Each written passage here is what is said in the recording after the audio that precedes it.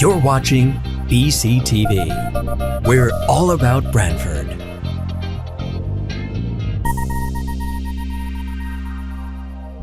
You're watching BCTV, Branford Government Television, a service of Branford Community Television. This program is brought to you in part through the support of the town of Branford. All right, good evening.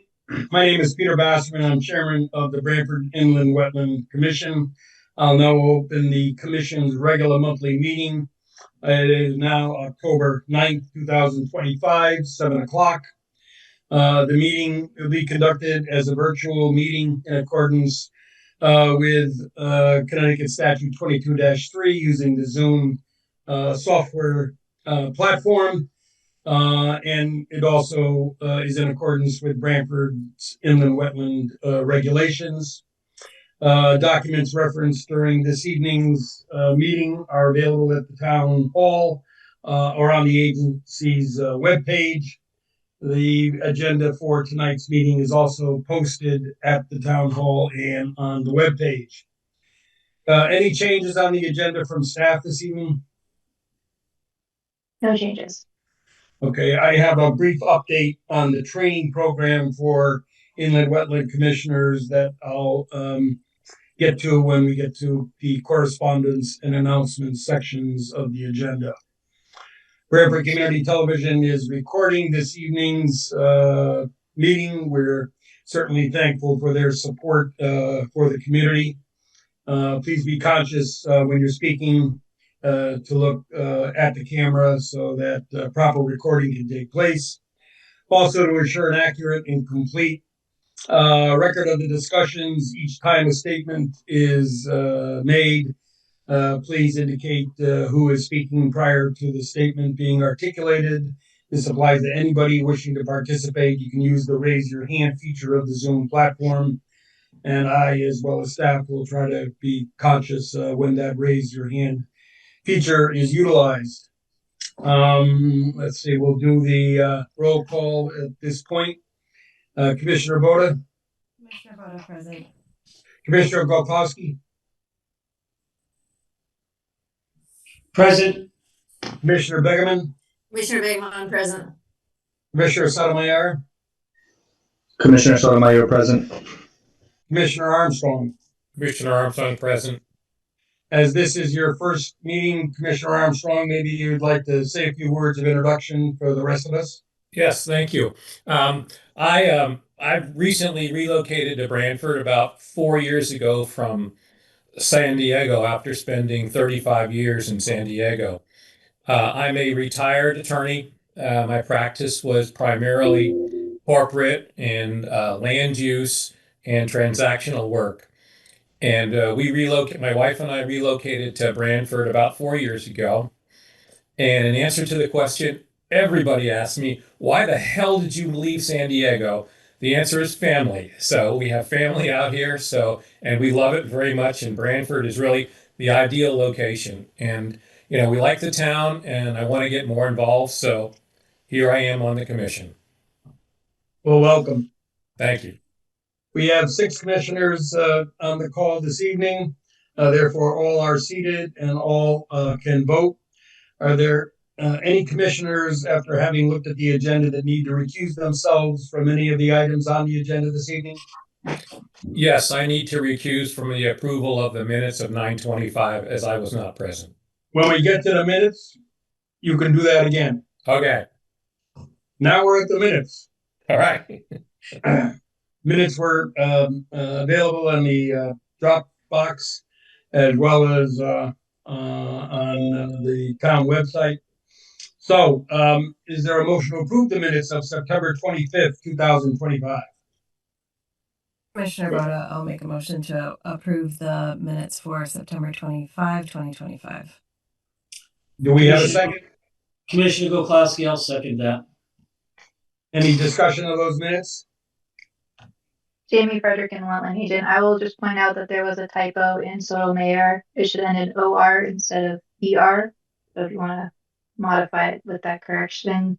This is Commissioner Boda. I would like to amend my motion to revise the spelling of Sotomayor in the September 2025 minutes. And then approve. Commissioner Gopal, I'll second that amendment. Okay, all in favor, indicate by saying aye. Aye. Any opposed? Any abstentions? Aye. Okay. First up, we have Inland Wetland 250804, 39 Prospect Hill Road, residential addition and new septic. I think there's some information and a staff report. Jamie, you want to bring us up to speed? Jamie Frederick and the Wetland agent. Yes, so we've received revised plans. And I just uploaded some slightly modified plans that were received earlier this week that I hadn't gotten in the Dropbox. The applicant has Frisco engineering present, so I think I would hand it over. I'll just quickly identify that my staff report is based on the previous plan, but the only difference is a patio located on the tidal wetland side of the. Okay. Mr. Brady. Good evening, Jim Preddy, Criscola Engineering, here at 420 East Main Street in Branford. We presented this plan last month.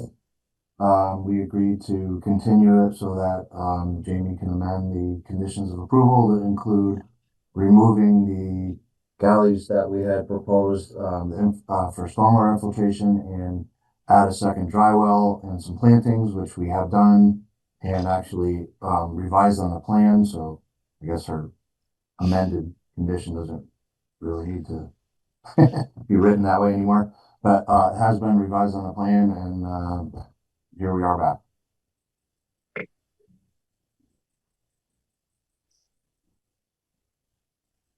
Jamie Frederick and the Wetland agent. So to remind commissioners and kind of loop in commissioners that may not have been present at the last meeting, existing single family house with an addition with a separate garage attached through a roof connection with an accessory apartment over the garage, the modifications to the driveway. The revised stormwater has 2 dry wells, the plantings. There were infiltrators proposed in this area above the wetland, and I expressed concern with the potential negative impacts of removing the vegetation to install those and where we would end up with a net benefit. So we ended up with this revised stormwater management that doesn't handle the full water quality volume, but also leaves some of that vegetation buffer between the wetland and the activity.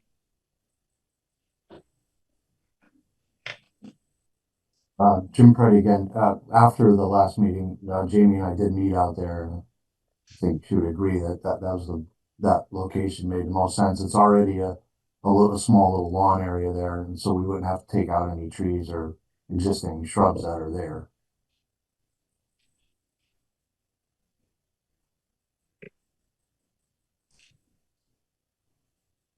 This is an aerial image of the property. Kind of identifying that. This is Commissioner Basserman. Mr. Brady, in the letter of October 3rd, there was note that there would be a landscaping plan added at a later date. Has that been submitted? No, the architect is working on that, for lack of better words. We do have a presentation to zoning later on this as well. But they're just not there yet. We would hopefully be able to submit that to staff later to keep this moving. Okay. This is Commissioner Begman. With the grading and the tree removal as necessary and then replanting with conservation seed mix. My question is, do we know how many trees are coming down? How is this landscape going to change in terms of water retention due to the trees coming down and seed going up instead? So Jim Preddy again, that area along the, I guess, north side of the driveway there are, and I don't know if Jamie can recall, but when we were walking out there, there was actually some dead trees in that area that had been probably choked off by vines. And to have them looming over the new structure just really didn't make any sense anyway, even if we didn't have to mess with the grades there, so they would most likely be coming down. The conservation wildlife mix was in an effort to minimize the need for the maintenance there, and quite honestly, let it grow in a little thicker than normal lawn. So they'll go in there and mow it a couple times a year instead of every week like the rest of us. And that would provide a minimal runoff at that point once that grows back in. This is Commissioner Begman. My question, like if we go back to that aerial that Jamie just showed, it looks like there's quite a bit of wooded area, so it's hard to know with the regrading how much is changing from a wooded lot to a seeded area. And if you're 60 feet or so away from the wetlands, is that something that is in this is a question for Jamie, is that something that we talk about? Like with trees come down, obviously if it's in a wetland, we ask that trees get replanted. But this is outside the wetland, but it's near enough and there's a septic system, et cetera. I'm just thinking about those factors. Jamie Frederick and Wetland Agent. Yeah, so when trees are removed in the upland review area, the commission certainly looks at how that might relate to impacts to the wetland. If they're adjacent to the wetland, the potential loss of shading to the wetland area, and then also, as you indicated, runoff. So I had some concerns regarding the revised grading and additional impervious area in relation to runoff coming down the driveway. Originally the plan did not show stormwater, so that's when we got the revised plan with the infiltrators. And then I thought that leaving the vegetation in this area adjacent to the wetland was likely more pertinent than removing it to put in an underground structure.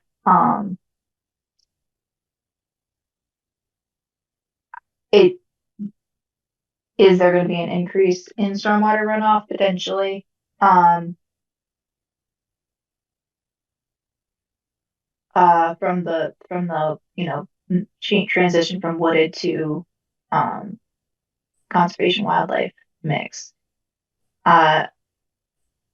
Brady, can you speak to where the landscaping plan is going to be focused? Is it predominantly going to be foundation plantings that the landscape plan would pertain to?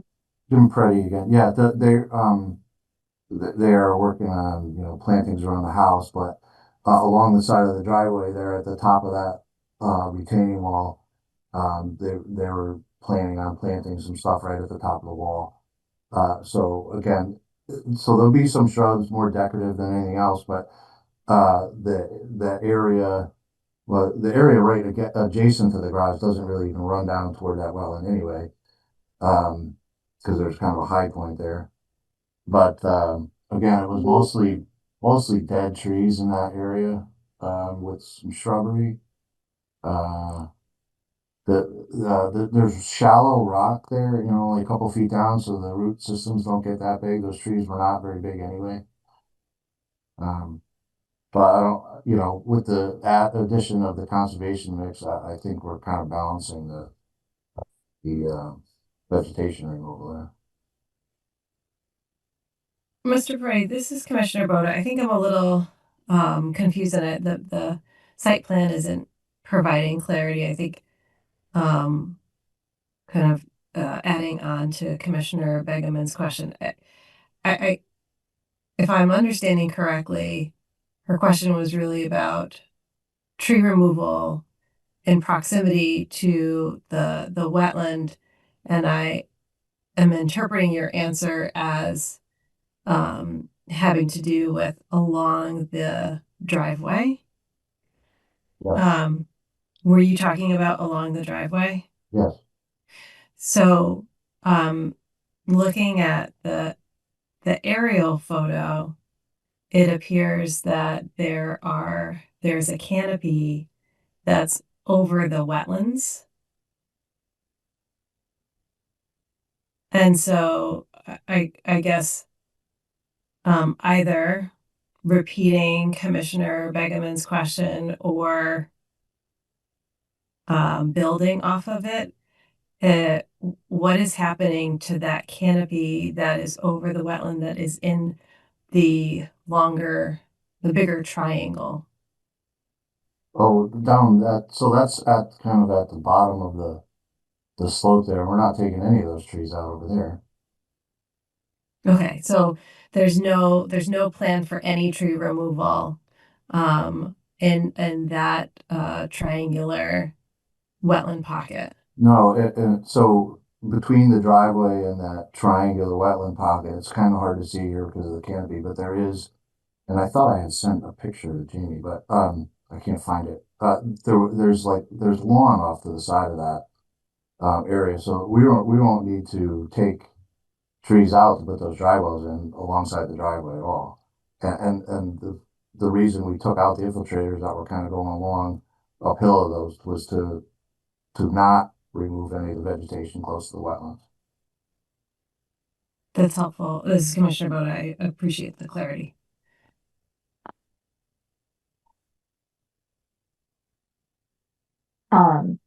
Jamie Frederick and Wetland Agent, just to kind of add on to that, you can kind of see the driveway in the aerial image, and you can see there's like this bend in the driveway. So if I go back to the site plan,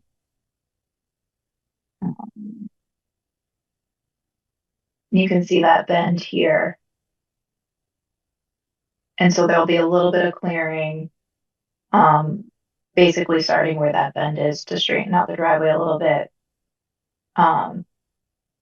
So this is the 100-foot upland review area. This is the wetlands, and here's the silt fence. So this would be the limits of any clearing, and as depicted by the call out, clearing would be restricted to the area where regrading is proposed.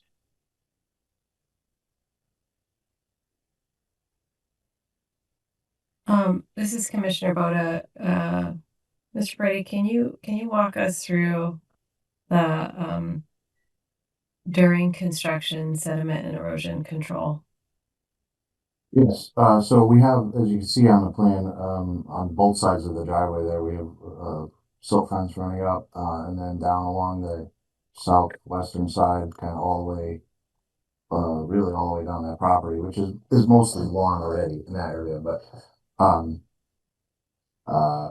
so we're going to add, it's gravel driveway now, but we're going to add bigger stone during construction to keep it, because there's a paved private road here, so to keep the road clear, because there is tidal wetland on the other side of the driveway. So we've added stone to the existing driveway for construction entrance. We've added silt fence that goes all along here, and then, it's I'm sorry to interject. When you say along here, yeah, I know your mouse, your cursor is really tiny, but it's still helpful anyway. Yeah, I just realized Jamie has that on the screen, not me. Jamie, can I share the screen so I can point? Yes.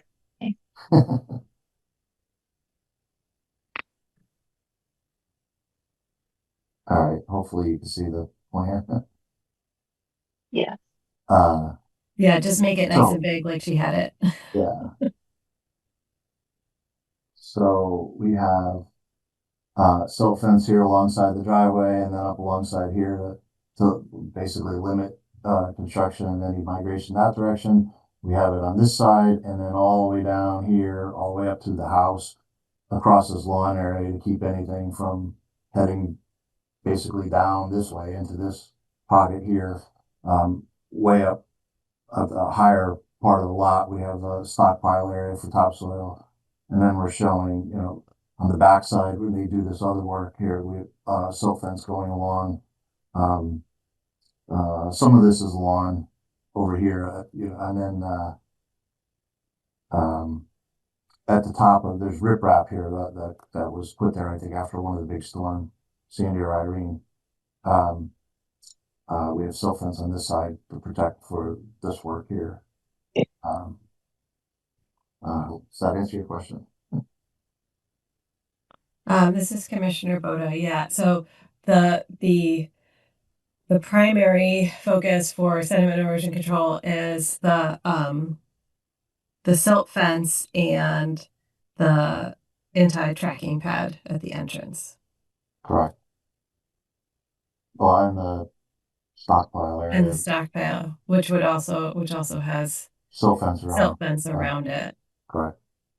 And how close is that silt fence looks really tight with that smaller pocket wetland. Yeah. It's really tight. Yeah, I thought I had pictures, but I can't find them. There are like stones at the edge of this thing. I think somebody probably, at some point in time, kind of lined the edge of this with some stones. And so there's a little bit of a lawn area adjacent on either side of the driveway. So the silt fences will be in that lawn area.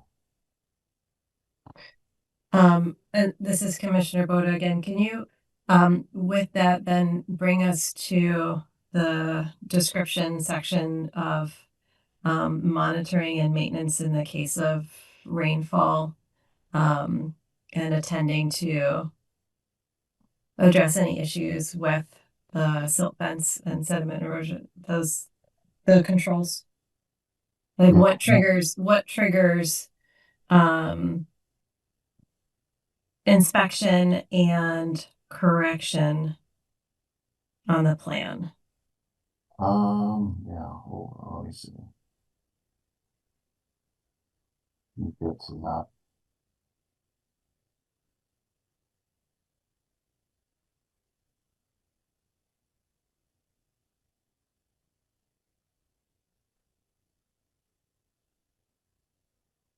So we have included our standard detail here, our erosion control sediment notes that covers quite a bit of stuff.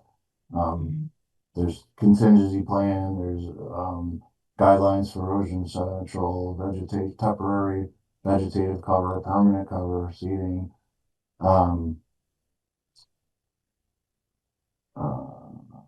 Maintenance, down here, so inspections are made after each event, periodically during, And that's what prolonged I'm main events.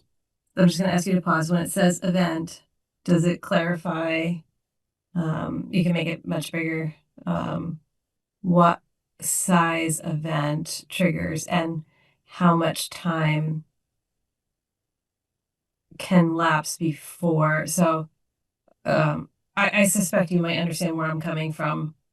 I think that this is, it's a really, so it's a solid plan. You always give us a well-engineered plan, and we've had many instances where sometimes that really nicely laid out plan, we still end up with erosion controls that aren't being monitored the way that they ought to, and then we end up with breaches and a lot of sedimentation, and that wetland is very, very close. So I think it would be, from my perspective, much improved if that maintenance plan enumerated specifically the turnaround time for inspection. We've had that kind of information included before, and the size of the storm, the size of the rain event that would trigger an inspection, just to make sure that once you hand this plan off to a contractor, general contractor, whomever, that it's really well documented and unambiguous about the implementation of the sediment and erosion control. I'm ready again. Okay. When you say inspection, you mean myself or by Jamie? This is Commissioner Boda. I think that it it doesn't necessarily. I'm not going to say like who is it. An inspection should go to Jamie when those occur, but who conducts the inspection? That would just simply be a person who's qualified to do the inspection of the sediment and erosion controls. So, if you continue to support the property owners throughout the process, then that's you. But if they have other folks working on it, as long as they're adequately qualified to make that determination, then they could do the report. It's just, it needs to be, from my perspective, again, clear in the application and therefore in the permit,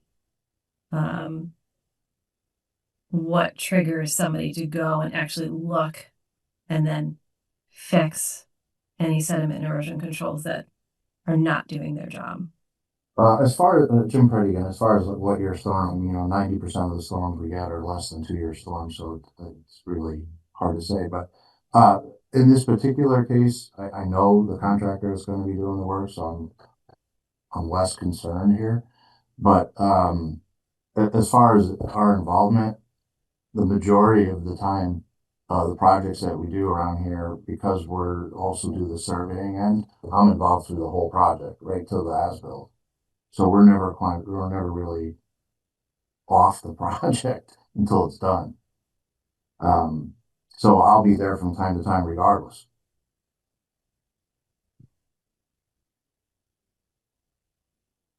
Okay, well, The particular contractor is there I speak to daily anyway.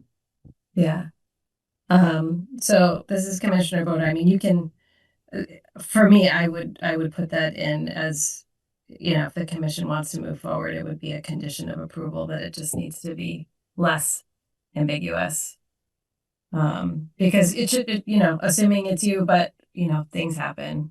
Projects don't start, permits sit open for a few years, and we've been doing this, you and I both been doing this long enough that things don't always go as according to plan. And so we just need to make sure that what's documented, the permit that is issued is very clear and unambiguous, so that whoever acts upon that permit has in writing what's required. Yeah, and somewhere in that page of notes there's language about inspecting silt fence after any storm events and making sure that it's towed in properly and accumulated sediments removed and all that kind of stuff. So there it is part of the documents already. As far as if we have any significant storms, I'm usually out looking at projects anyway. So yeah. Again, this particular case, I'm not really concerned because I know who's going to do the work, who's going to be maintaining it. Yeah, I think this is Commissioner Boda. We just, as you are, I'm sure, familiar, we keep getting these these big dumps of rain, which maybe it's not a huge storm, but when they keep coming in quick succession, and we get these little rain bombs that occur one after the other, we get slammed. And you've been sitting here when we've had these conversations. Oh, absolutely. So I think you understand what I'm trying to avoid. I do, and so if it helps, at least for the section along both sides of the driveway, we can I'll say double it up, but we can back the silt fence up with hay bale so that there's less chance for a blowout down in that area right adjacent to the wetlands.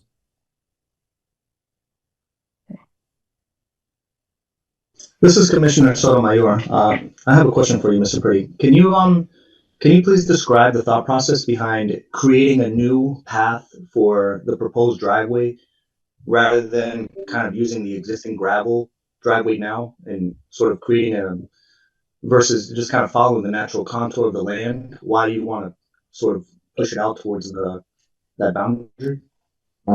Yeah, Jim Preddy again. It really had to do with the septic system there. Because there was limited areas where we can make the septic system work. The septic, I'll put it back on the screen for a second. The septic system that exists for this property is all the way over here on this beach area. There's a pump chamber that pumps it all the way over here. And so that was one of the things I had come up, even for the previous owner, that they needed to find a different place for the septic if any work gets done here. And so this is really the only place it could happen, and you can see it kind of extends into that area for the driveway, so the driveway had to get moved over. So that's really what's driving that. So this will be abandoned. There will no longer be a septic that's down under the beach area. That really only encroaches upon the leaching units, though, right, and not the actual septic tank itself. The tank is up here, yeah.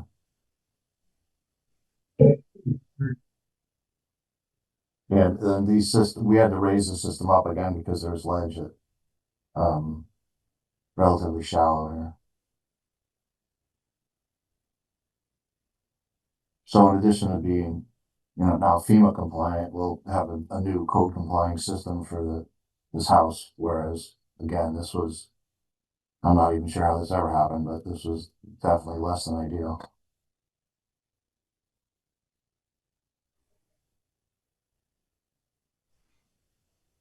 This is Commissioner Sotomayor. Thank you, Mr. Brady. I appreciate the explanation. Welcome.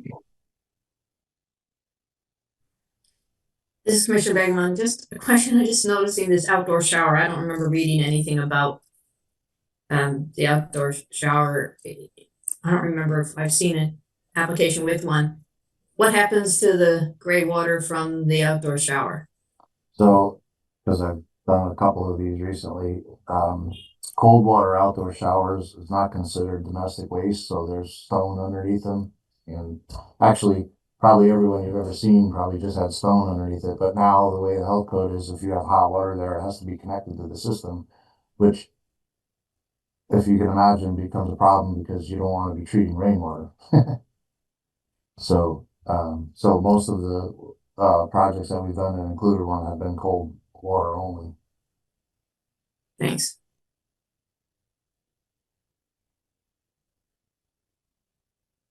Any other questions from Mr. Purdy?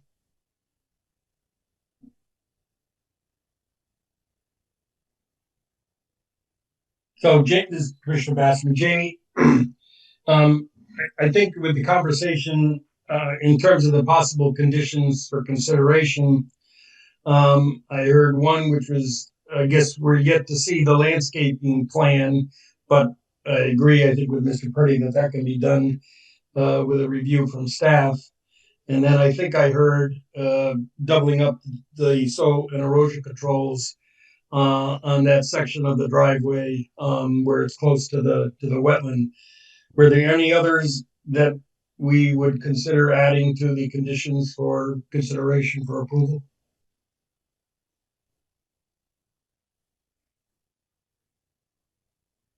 This is Commissioner Bodie. The third one is I just need to look closer at that sediment and erosion control maintenance and maybe tighten up the language a little bit. Yeah. In regards to the inspections, Commissioner Bodie, yes. Jamie Frederick and the Wetland Agent, we do have some standard language that kind of touches on that might be acceptable. The standard language reads upon clearing of site, although maybe we change it to say upon start of site work. And Jamie, until can you show? I'm sorry. Can you show it on the screen? Yeah. Thank you. I'm just going to make that quick change.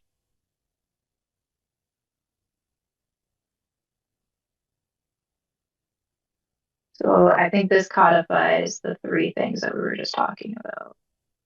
Oops.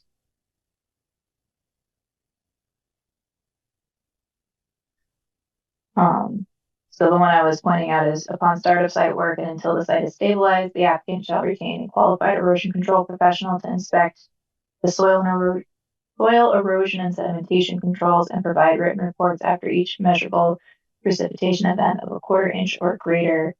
Doesn't have a time frame, but I think it's typically within 24 hours. We want to add that to the Inland Wetlands and Watercourses Agency identifying status of erosion controls and repairs.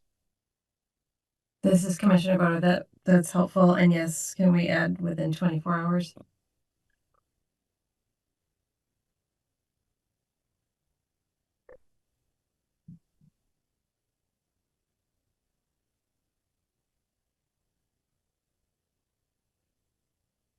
And then I also have a revised landscape plan shall be submitted for approval by the duly authorized agent that provides shrubs along the driveway disturbance where woody vegetation will be removed. And prior to start of work, the site plan shall be a revised site plan shall be submitted depicting double row silt fence or silt fence backed by hay bales in proximity to the wetland areas. I can delete the last part if you want it throughout the site. And I could add with satisfaction. Mm-hmm.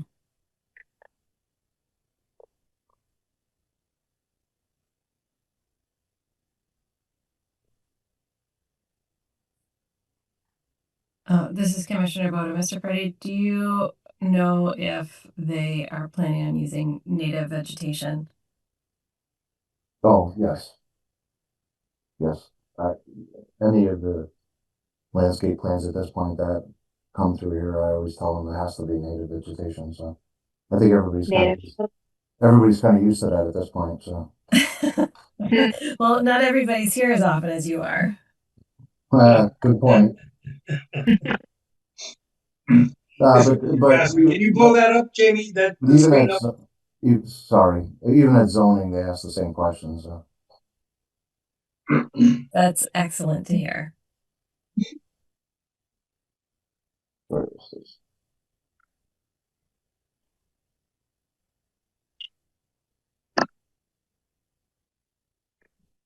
Yeah. Commissioner Bassman, does any commissioner want to add anything beyond 4, 5, and 6 that's portrayed on the screen? Jamie Frederick and the wetland agent, would the commission like to look at the staff report and the other potential conditions for consideration? Or were you able to look at them prior to the meeting? That would be helpful for you to put them up. I think that's our usual course of action. When do we do that? Pre-construction meeting, initial erosion control inspection, stormwater drainage structure inspection, planting inspection, and final inspection for minimum inspections required. On-site stockpile shall have sedimentation and erosion control measures installed in alignment with the stockpile management section of Connecticut guidelines for soil erosion and sediment control. And a qualified PE or land surveyor shall certify that the grading and stormwater system on site is consistent with this approval, standard conditions, and general provisions.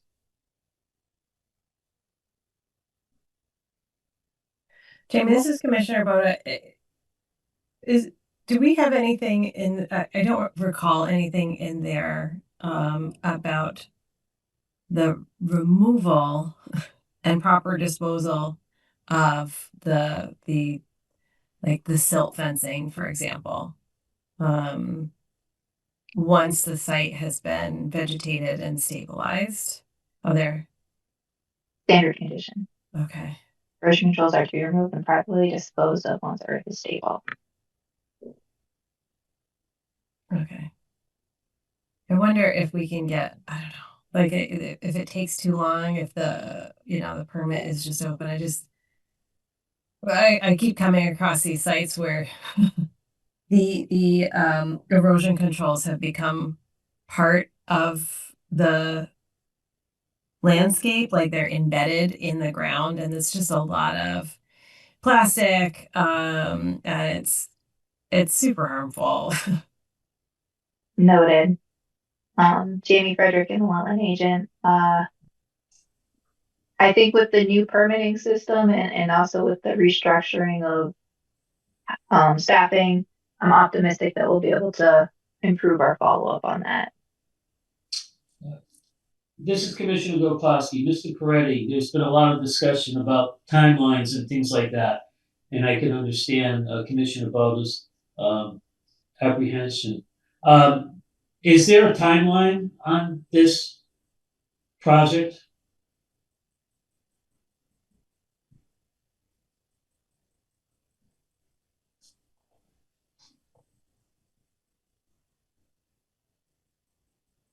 Mr. Preddy, you're If muted. you're talking, we can't hear you.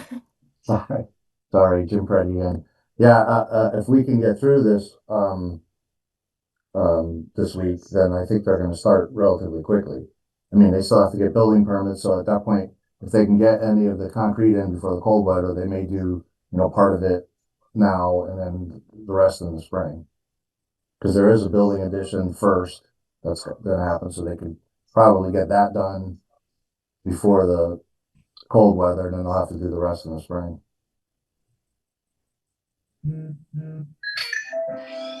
Okay, thank you.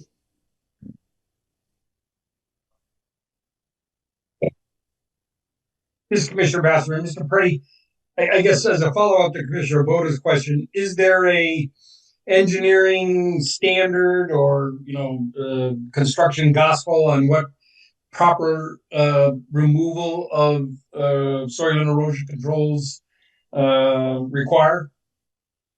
Or is that per project kind of thing? It's kind of per project, and truthfully, once Jamie has been to the site and says, "Okay, you can take the silt fence out," that's usually when it gets supposed to get taken out. But I guess what I'm saying, I understand the timing issue. I'm saying the actual work itself. Is there a procedure of what needs to be done and other than remove stakes and plastic? Is it more detailed than that, or is that basically it? It's more or less it. Although they will usually go and hand rake. There's sometimes there's a little bit of silt in front of it, and when you pull the fabric out that's towed in, you have to kind of re-rake it all, and then there's a very minor little area that needs to get seeded when it gets removed, but presumably all the other seeding has grown in by then. Okay, thank you. So do we? I don't think we had a motion and approval on this yet, correct? Is there a motion on inland wetland 250804 pending? If not, would somebody like to make a motion regarding 250804? This is Commissioner Begamon. I'll make a motion that we approve inland wetlands 250804, 39 Prospect Hill Road, in addition, a new septic system. According to the staff report prepared for 10/9/25, with 3 additional conditions that were discussed tonight, number 4, 5, and 6. And according to or in addition to the standard conditions and general provisions of all permits.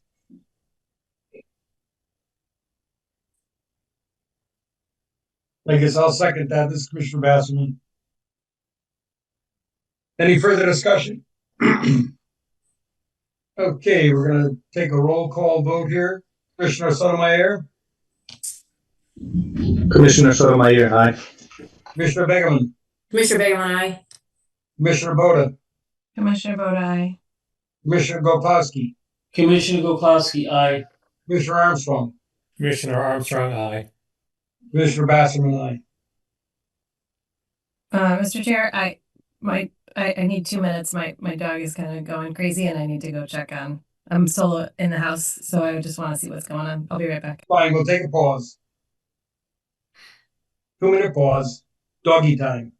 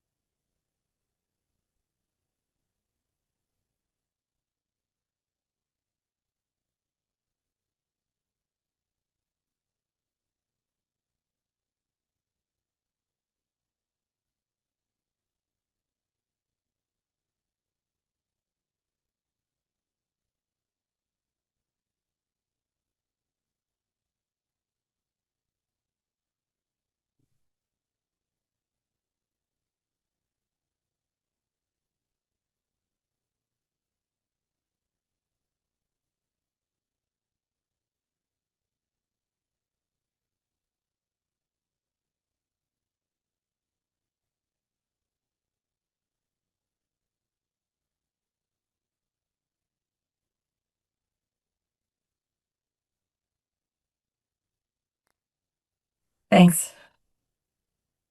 Okay. The meeting will reconvene at 7:43.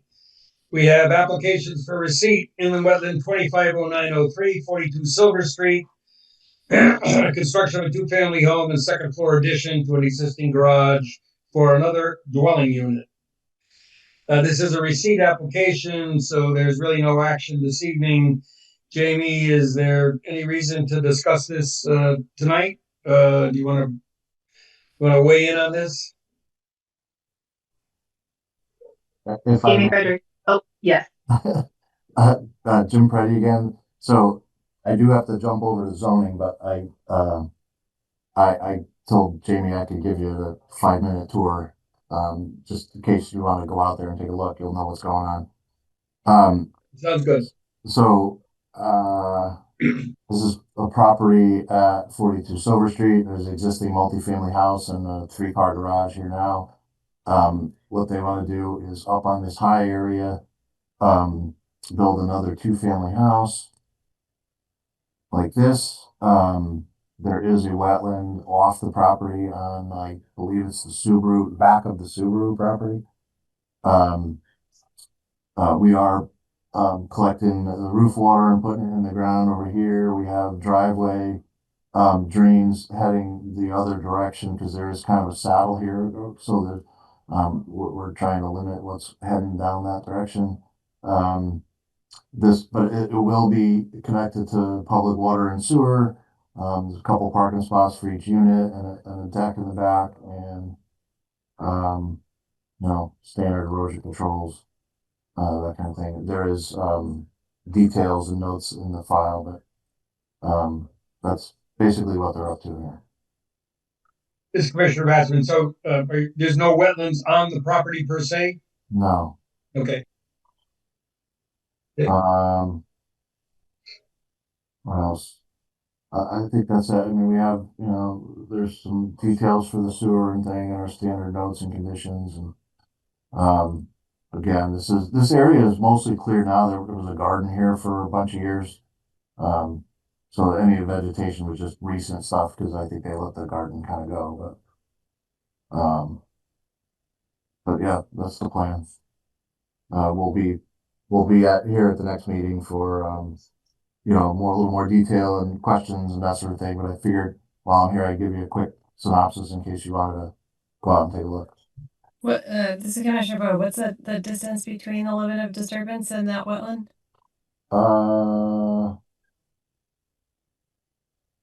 So this is 20, you're from the corner of the deck to there, you're about 50 feet.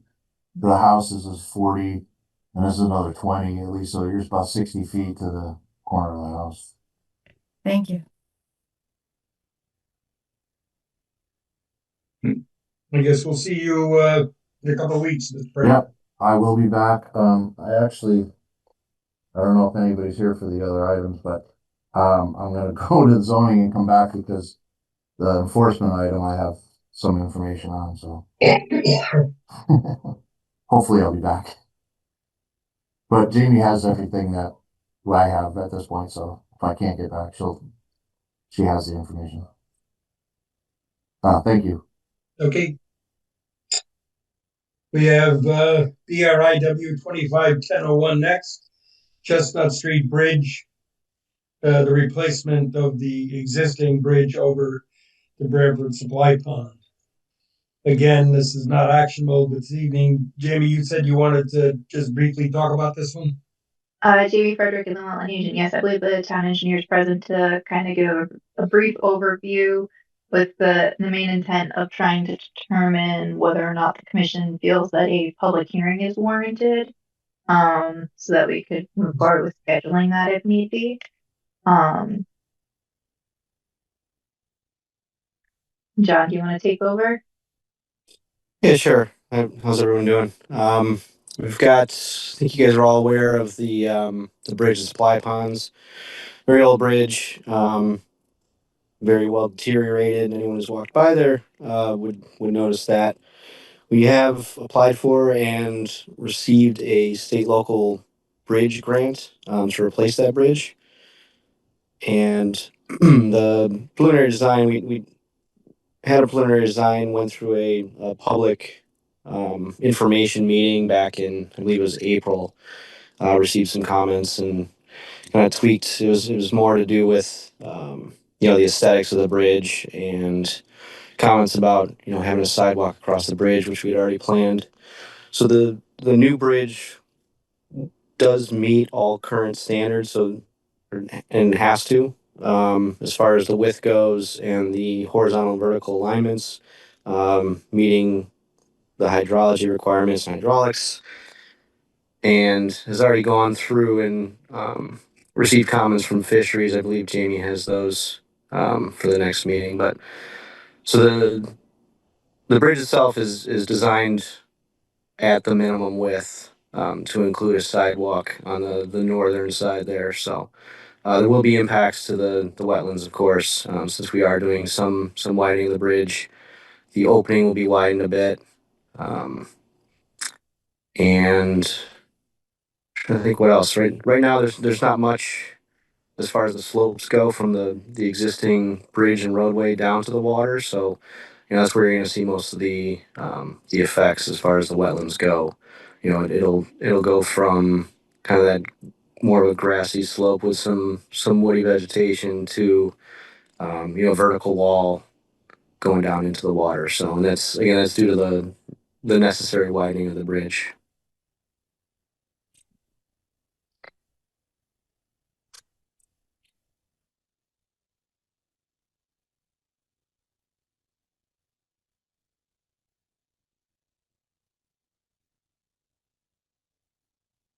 This is Commissioner Boda. What's the current bottom? We're seeing the culvert abutment on the plan here, but what's the current situation with the base of the bridge?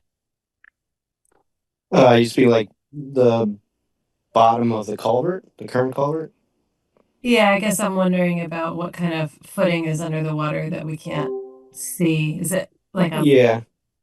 So right now it's just you know, a really old poured in place concrete culvert, more or less. like a This box? would be it's not a box, and this wouldn't be a box either. This would be a three-sided culvert, so it would have a natural bottom. Hmm. Thanks. Sure.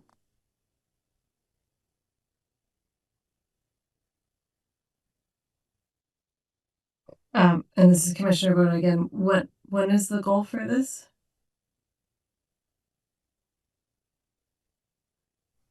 I think Jamie, you're more on the schedule side, but through the grant program, we only have a certain.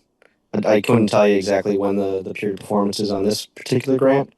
Um, but we are behind already on the schedule that we had provided to the state. So, it did take a little bit more time to get the final, more or less final designs done for the bridge and the mitigation plans, things like that. So I believe we were looking originally going out to bid in October. Obviously, that's not going to happen, but and then we have some restrictions through DEP fisheries as far as when we can work around that area due to the migration over there. So the sooner the better, just so we can kind of wrap things up. But that's always the case on our side. This is Commissioner Basserman. Jamie, do we have pictures of this project, or if we don't, is this something that a site walk would be a good idea? Help me. Jamie, sure. Jamie Frederick and Wetlands agent. I don't have pictures. I can certainly get pictures before the next meeting. It's a public road, so we could either schedule a site walk or if commissioners just want to go by and check it out on your own time. We can do it that way as well. Yeah, if we could get pictures, maybe a few days before the meeting, so that then if we wanted to augment that with a drive-by, that would be good. Yeah.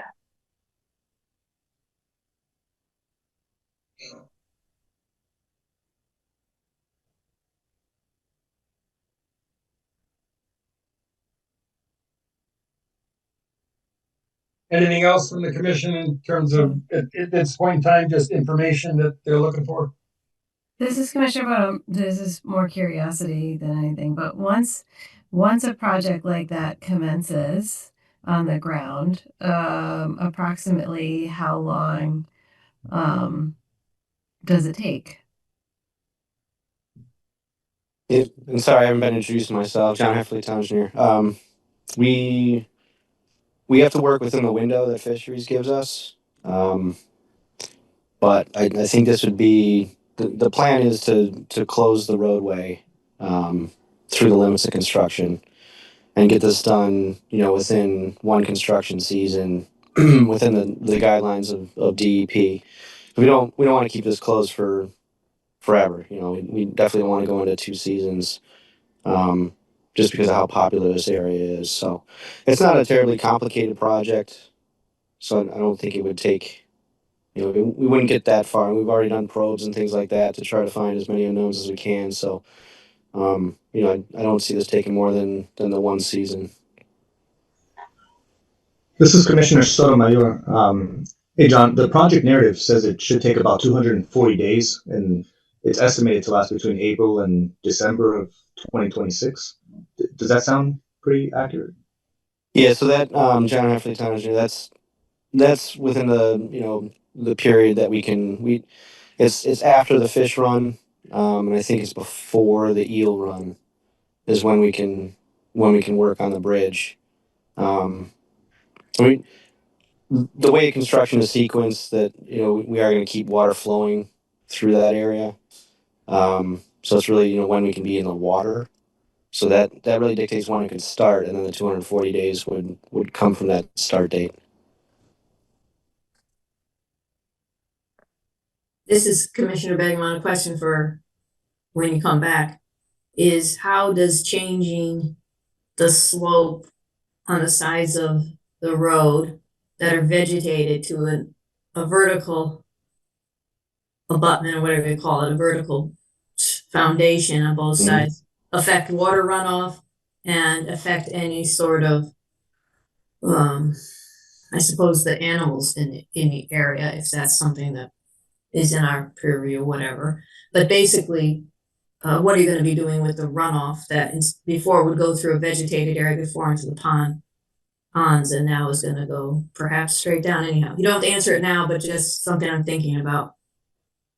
Sure. Yeah. The runoff will be directed to the either side of the bridge. There's going to be a little bit more of a rise to the bridge, as we have to meet those DOT standards for the bridge design. So it'll kind of run from the center of the bridge out in either direction, and then through vegetated areas before it comes into the ponds.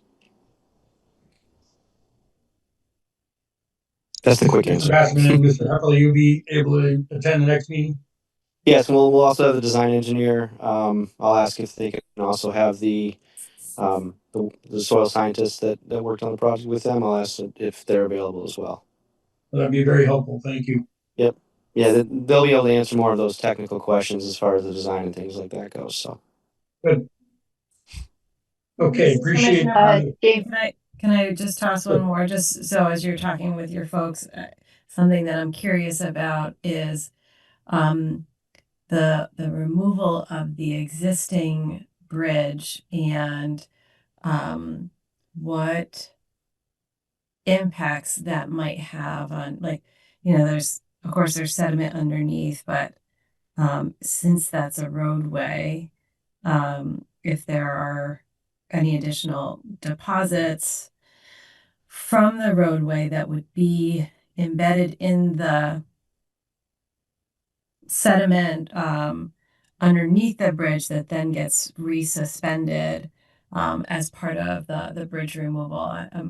I'm curious about that as a consideration, and what could potentially be done to mitigate any of that pollution from being resuspended and distributed. Yeah, this is John Heffler. I'll let the bridge designers answer that question for you, because that's their Yeah. that's their wheelhouse for sure. So, yep. Great. Thank you. You're welcome. Jamie, Frederick, and Wetland Agent. So before we move on, I just want to recap and see if the commissioners have any thoughts at this point as to whether or not a public hearing would be required.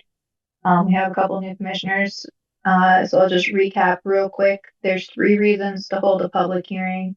One is if the commission finds it's in the public's best interest. Another is if the commission receives a petition requesting a public hearing that meets the statutory requirements.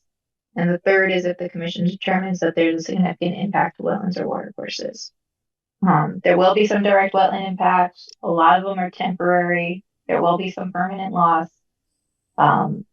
The culvert opening, the width of flow underneath the bridge is widening, so there will be some gain of watercourse area in that location.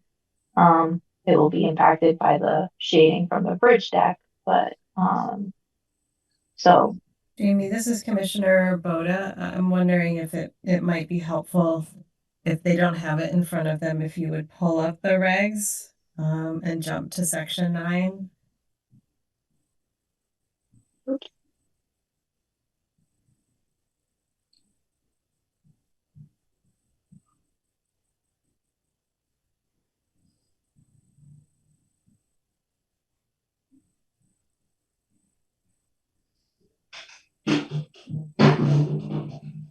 Jamie Frederick and Wetland Agents. So section 9.1 is based on the statutory requirements.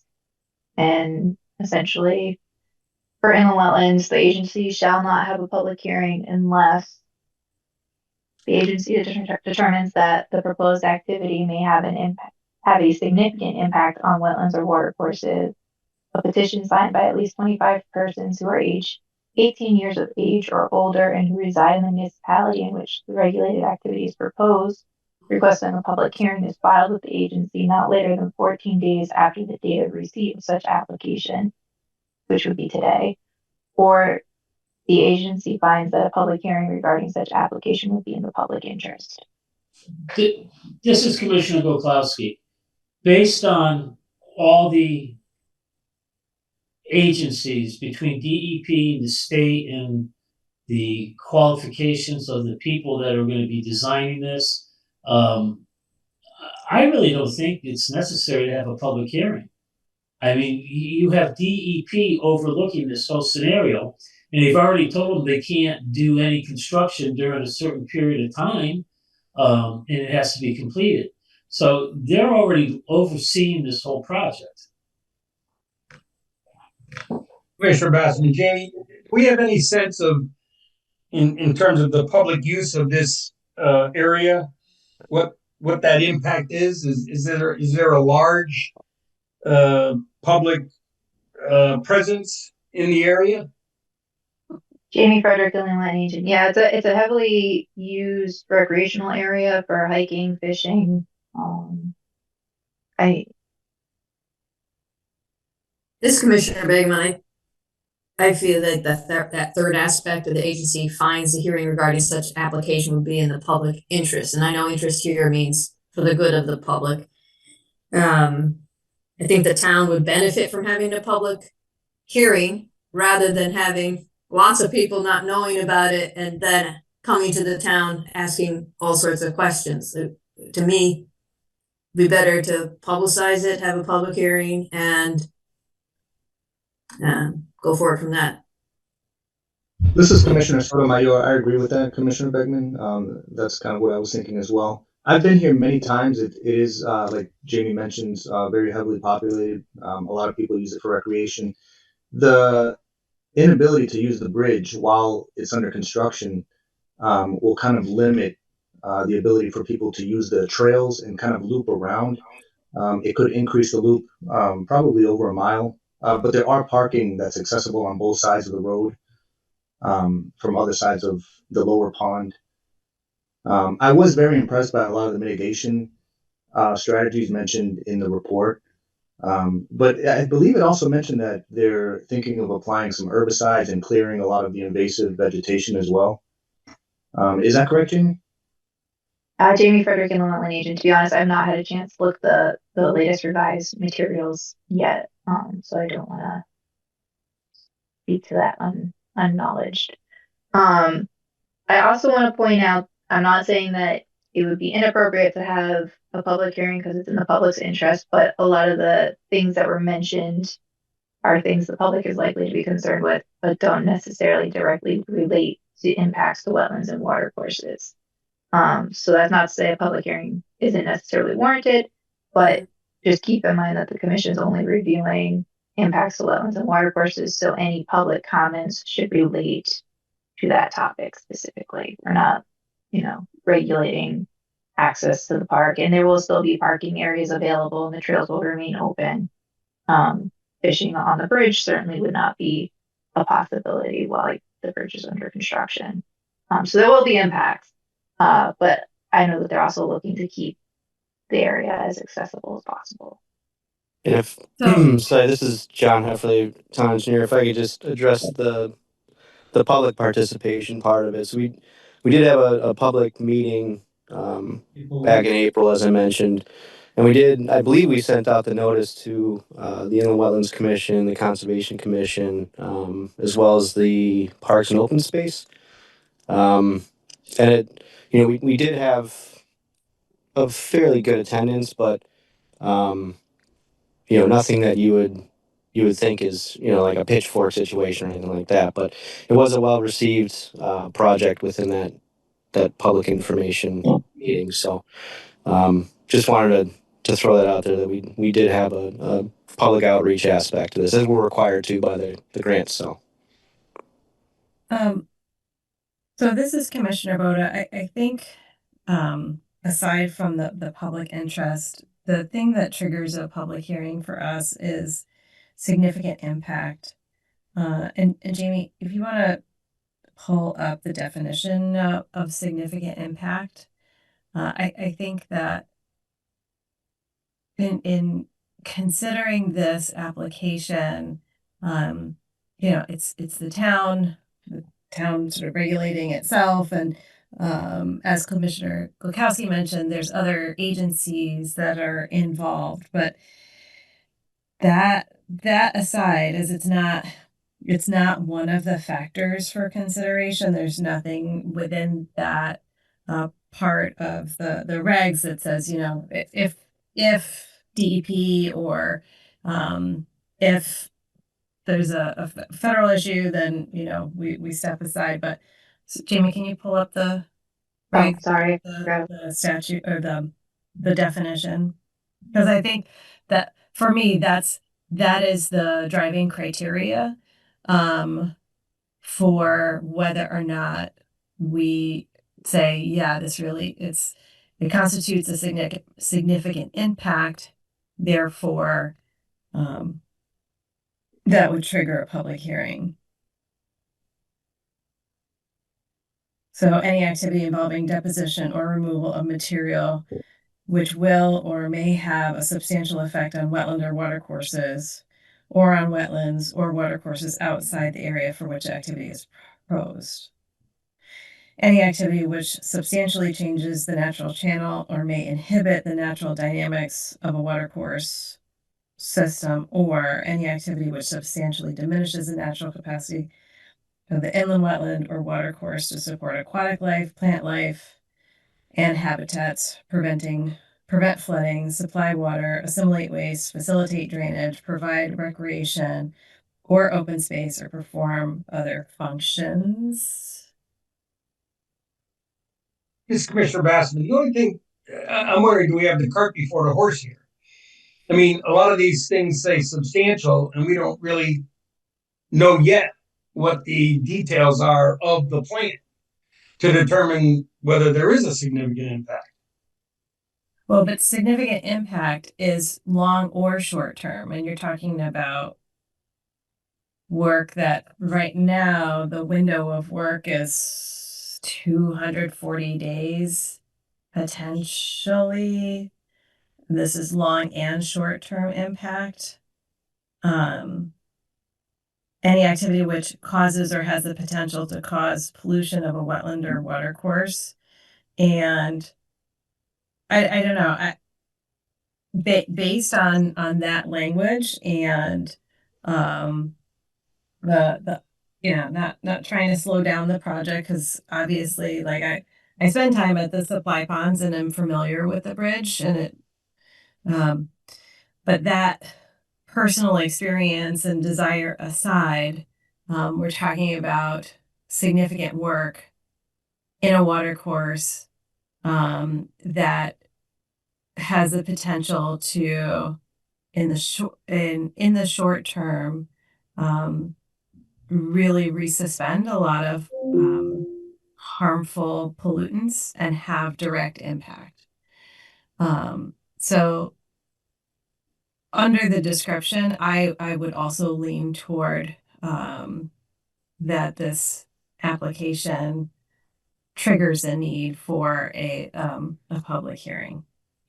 This is Commissioner Gopowski again. We still don't know the impact until we have an opportunity to question the people that are actually going to be doing it, the engineers that are doing the work.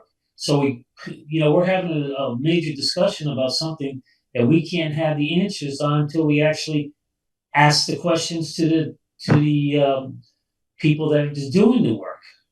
I think this is Commissioner Boda. So there's two things. I think when we have an application for receipt, it is in the applicant's interest as well. Well, more than anything, it's in the applicant's interest to make a determination about whether something is a significant impact before I mean, we always do that early, which gives the applicant a better understanding of what they're in for. They like, I don't think that we've had a situation and it's not beneficial to an applicant to be 2 or 3 meetings into the process and then say, we're going to have a public hearing and they have to start the whole thing over. I don't think that that's beneficial to an applicant. We haven't done it that way for that reason. And the second piece to this not knowing of how substantial, we can say for certain that they are removing a bridge and putting in a bridge. And that is direct impact in a water course that by nature of the activity of actually removing things or adding things has the likelihood of having impact that would need to be accounted for, which would be the purpose of which triggers the public hearing.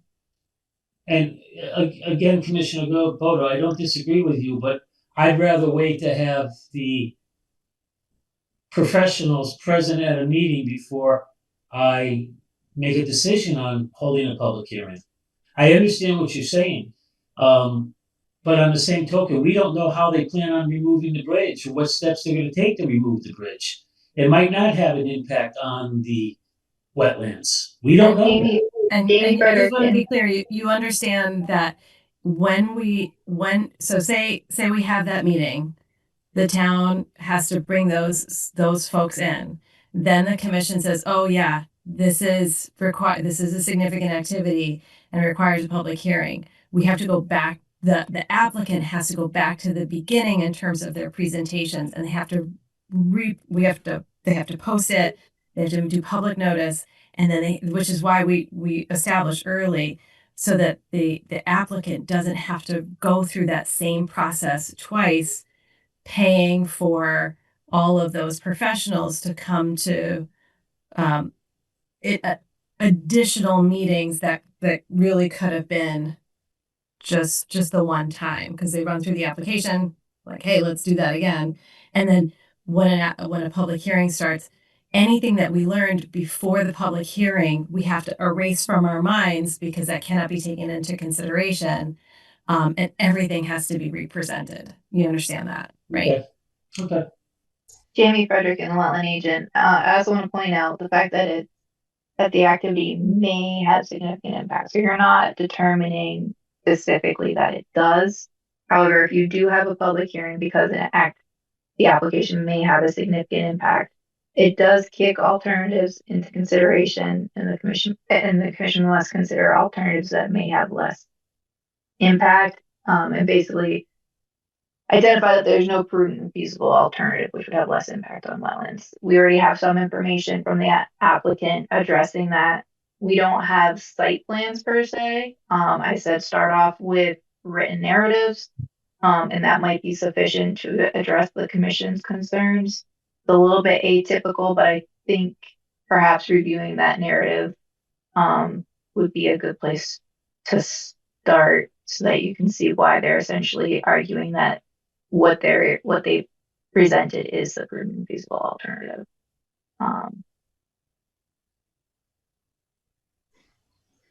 This is Commissioner Sotomayor. I think this is a major project. I think it has the possibility of even triggering all of those definitions for the significant impacts, but it's hard to make a determination without hearing more of the technical aspects of the project. Did it say that we only have 14 days to request a public hearing, or is that am I misunderstanding that? No, so Jamie Frederick and the wetland agent, the public has 14 days to submit a petition requesting a public hearing, and that time clock starts today. The commission has 65 days to open a public hearing. We need to know with enough time to be able to publish legal notices. So the commission could wait, have that initial presentation, and then schedule a public hearing, but you run into the two issues of the application then takes longer to review. And like Commissioner Boda said, anything that when the commission has a public hearing, the decision must be made based on the record of the public hearing.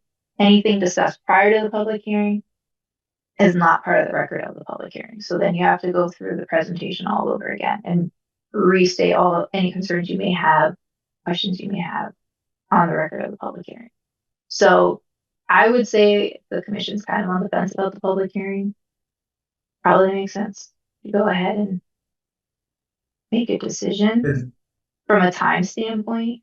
However, I also don't want to push the commission into having a public hearing, if you don't feel that it's.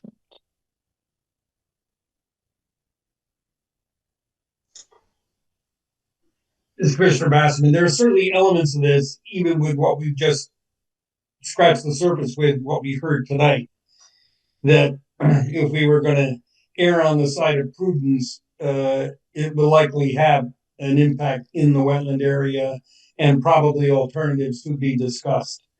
That probably should be done in a public forum. So I guess, somebody say something? Sorry.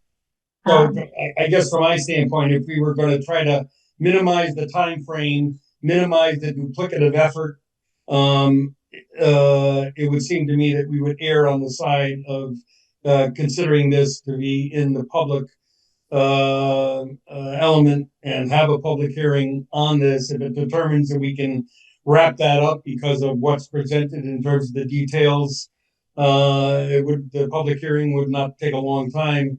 The alternative of not deciding tonight drags this thing out more than maybe it need be. So I guess I would lean toward considering this in the public hearing venue.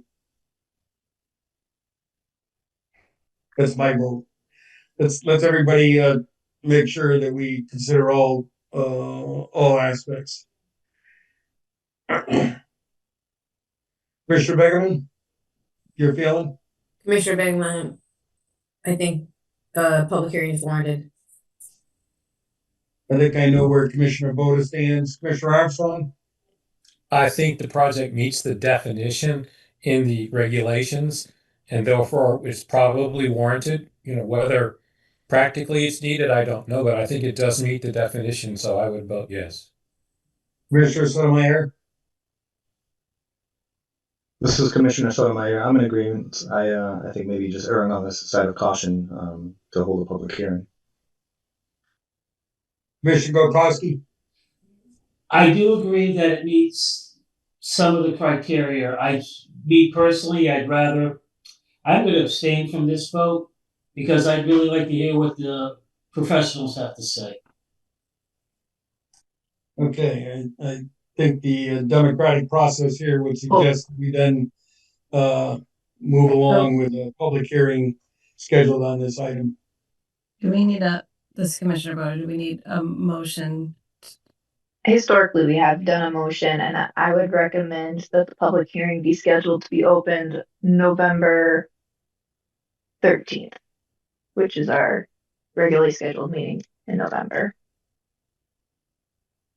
Okay,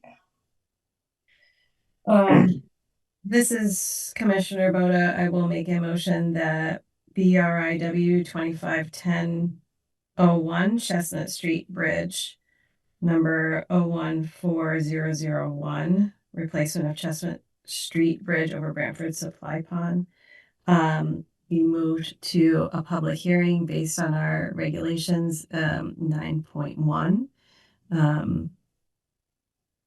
And that public hearing be set to open November 13th.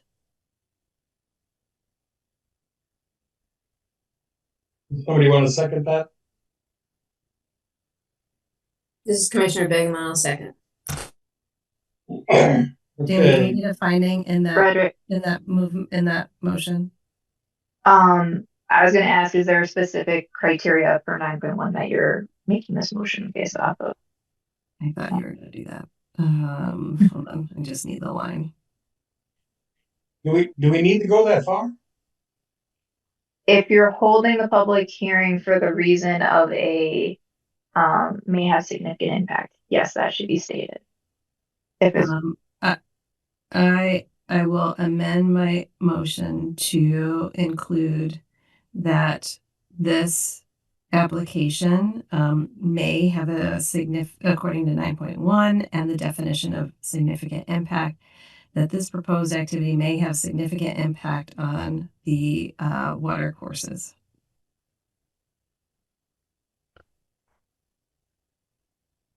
This is Commissioner Begman, I'll second the amendment. Okay. Commissioner Sotomayor, how do you vote? This is Commissioner Sotomayor. I vote aye. Commissioner Armstrong, This is Commissioner Armstrong, and I vote aye. Commissioner Gokowski, Commissioner Gokowski, no. Commissioner Begerman, Commissioner Begman, aye. Commissioner Bowden, Commissioner Boda, aye. Commissioner Basserman. Okay. Mr. Hoppel, will see you in November. Yep, no, I appreciate the decisiveness there. Thank you. Okay, moving along to other business, 71 Midwood Road correspondence. Looks like that's still in the hands of our town attorney. We have enforcement action. And welcome back, Mr. Pretty. Wait. 26 more away. No, we've got other business. Oh, I missed it on top. Sorry. Inland Wetland, 191101, 1151 West Main Street. Construction of bank and grocery store. The monitoring status. I think this is yours, Jamie. Jamie Frederick and the wetland agent. So, the new wetland scientist that is working with the property owner on this project has submitted a wetland mitigation report. Hey, Jamie, I'm sorry. This is Commissioner Boda. I must have an unupdated agenda. What are we talking about right now? 1151 West Main. Sorry? 1151 West Main. West Main. Should have been sent out via email on Tuesday. It's also available in the Dropbox, the updated agenda. Okay, thank you.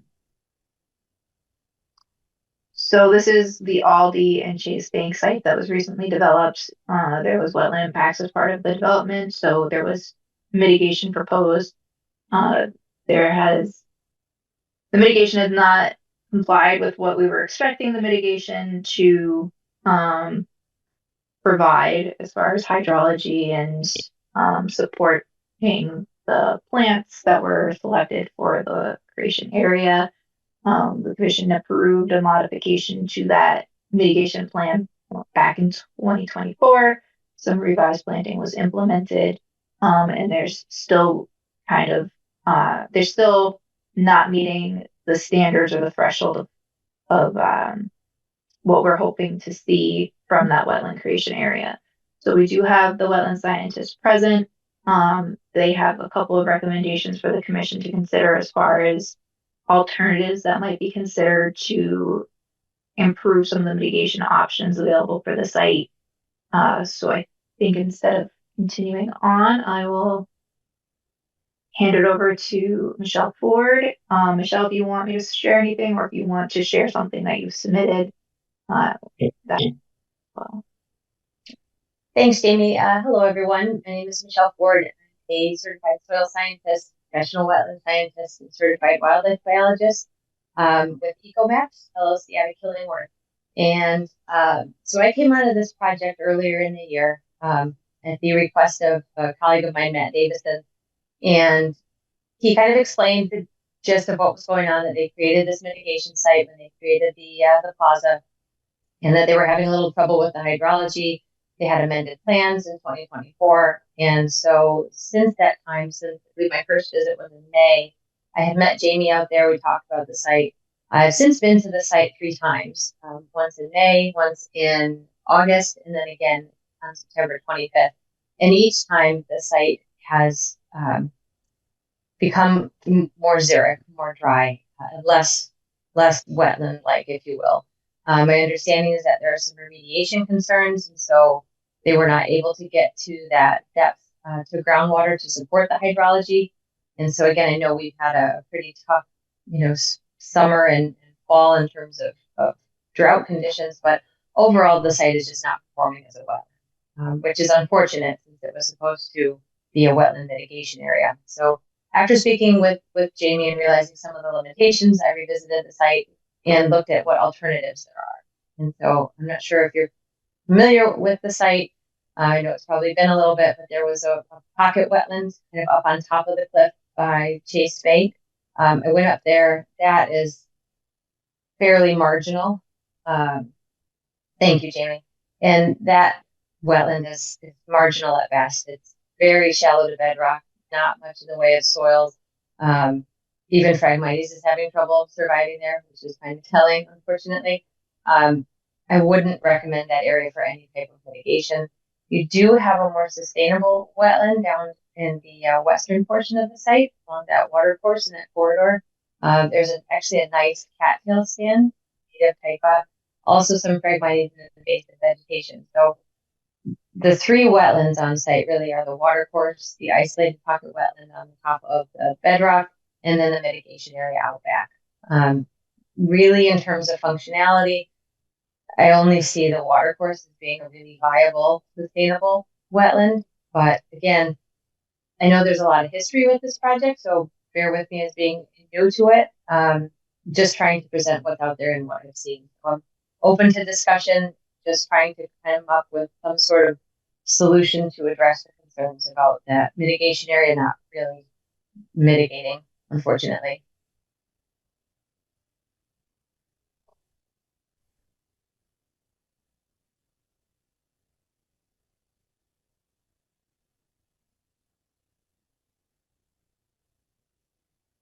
Jamie Frederick and Wetland Agent. Can you, the wetland creation area may not necessarily be wetland creation. Can you speak a bit to what function it might serve relative to enhancement of the area adjacent to the existing wetland that it was supposed to kind of hydrologically be connected to? I know that some of the vegetation out there isn't surviving, but some of it is. Would you say that the vegetation that is surviving is supporting the area, and that there's enough vegetation present that's doing well, or is there a need for additional or vegetation or a modification to the vegetation that is present in that area for it to be kind of a functioning adjacent habitat, if you will, for that wetland area? Yeah, so Michelle Ford, EcoMaps. If you're looking for more plantings or plants, the area is densely vegetated, which is great, and it is providing habitat for some niche species like pollinators, but it's just not providing habitat or functions and values as a wetland system. So I think if you're interested in kind of supporting habitat, it would just be to determine what that that target habitat is for. You could make it into probably a beautiful pollinator garden. But I don't think the answer is in throwing more wetland plants in there. Just looking at some of the survival rates in my table from my August report, some of the trees are doing well. The gray birch has started to die off. Pin oaks are starting to die off. The summer sweet, which is more of a shrub. Thank you, Jamie.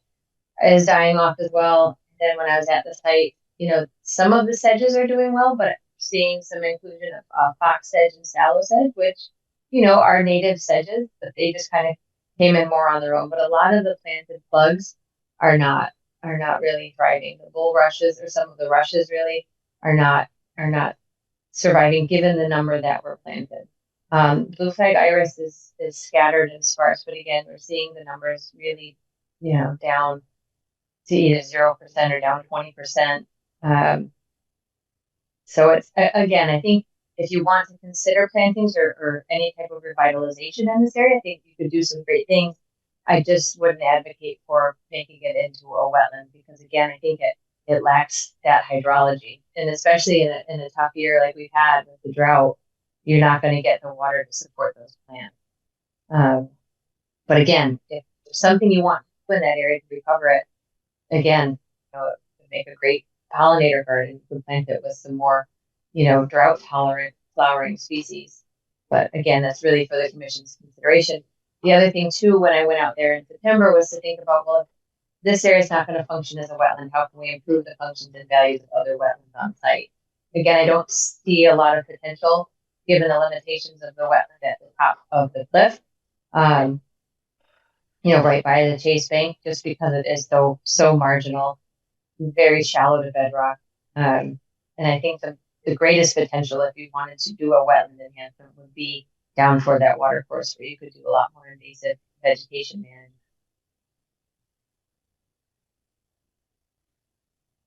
management. Jamie Frederick is the wetland agent. For the invasive vegetation management down by the watercourse, would you recommend native plantings as well to help outcompete the reestablishment of the invasives?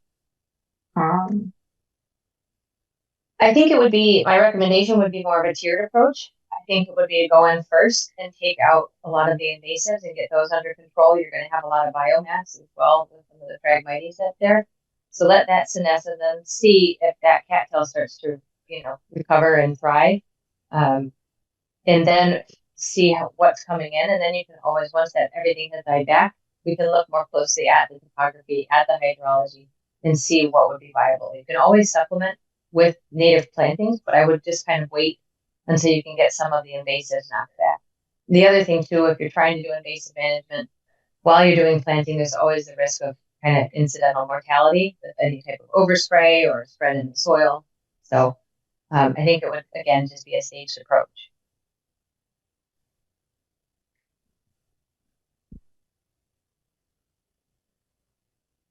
This is Commissioner Begman. Just a general question. What is the role of the commission right now with this?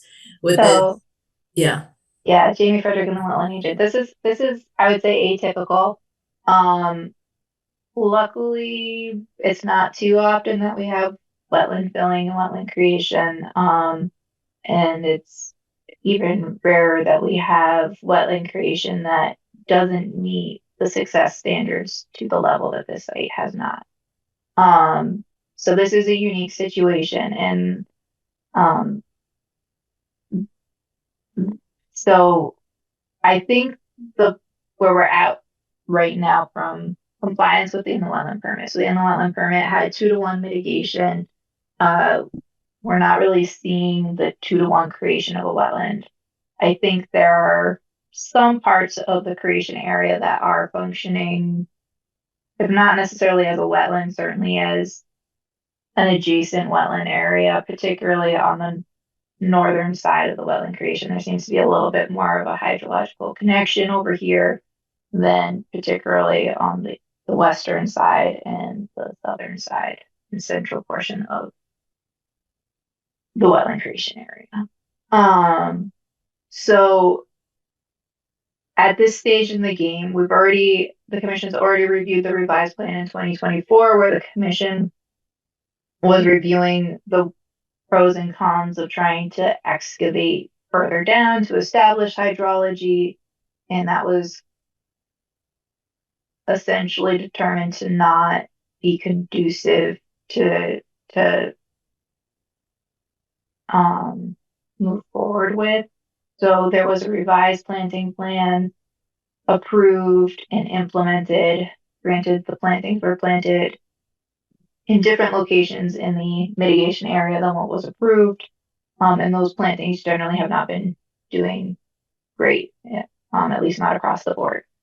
So there are plantings. It is very well vegetated. It's densely vegetated. It is being managed by all habitats for invasives. It just doesn't have the vegetative makeup that the plan called for.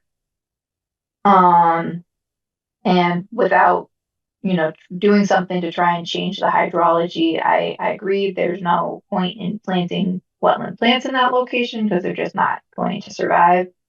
So I had suggested to Michelle that she might want to consider some alternatives that the commission could consider for mitigation. And so I think where we're at right now, kind of fielding what the commission's reaction to that is, and what kind of information you would need to move forward with that kind of plan. So I would say if we're looking at potentially modifying the mitigation at this point, we would want to know the area to be managed for invasives. If you're doing a phased approach, at what point would you be looking to assess the need for native plantings? And that sort of thing. I think the commission might want to consider having essentially what portion of this area might be still considered mitigations for consideration in relation to defining the additional areas that should be created. I will identify that the regulations have 2-to-1 mitigation. It's not defined in the regulations why it's 2-to-1. I am inferring that it's 2-to-1 because you cannot create as productive of a wetland as what a wetland naturally is itself. So I think that kind of speaks to the fact that we're not to expect 100% success, but we certainly are not anywhere near 100% success right now on the site. So the question is, what's a reasonable way to move forward so that we have some mitigation to offset the impacts that were created by the development? Jamie, this is Commissioner Rhoda. So I guess I have a couple of questions. I'm not really sure, Ms. Ford, what it is that you're proposing. I understand what you've seen and what you're saying not to do. I'm not really sure what you're getting after to do. And then the general question that I have, because I was also thinking about the 2-to-1 mitigation, and I'm curious what ratio we are currently at successfully having mitigated on this site. So Jamie Frederick and the wetland agent, I will say I think that that's a little bit of an open-ended question.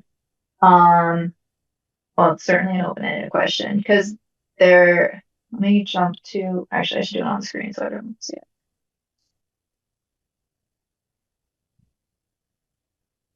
And this is Commissioner Boda again. I think I don't know that if a mechanism exists, but if a permit does not achieve this, even a 1-to-1, there are other, there's a progression of ways to mitigate or compensate, which would be then to do additional mitigation work, not on the property, but within the watershed.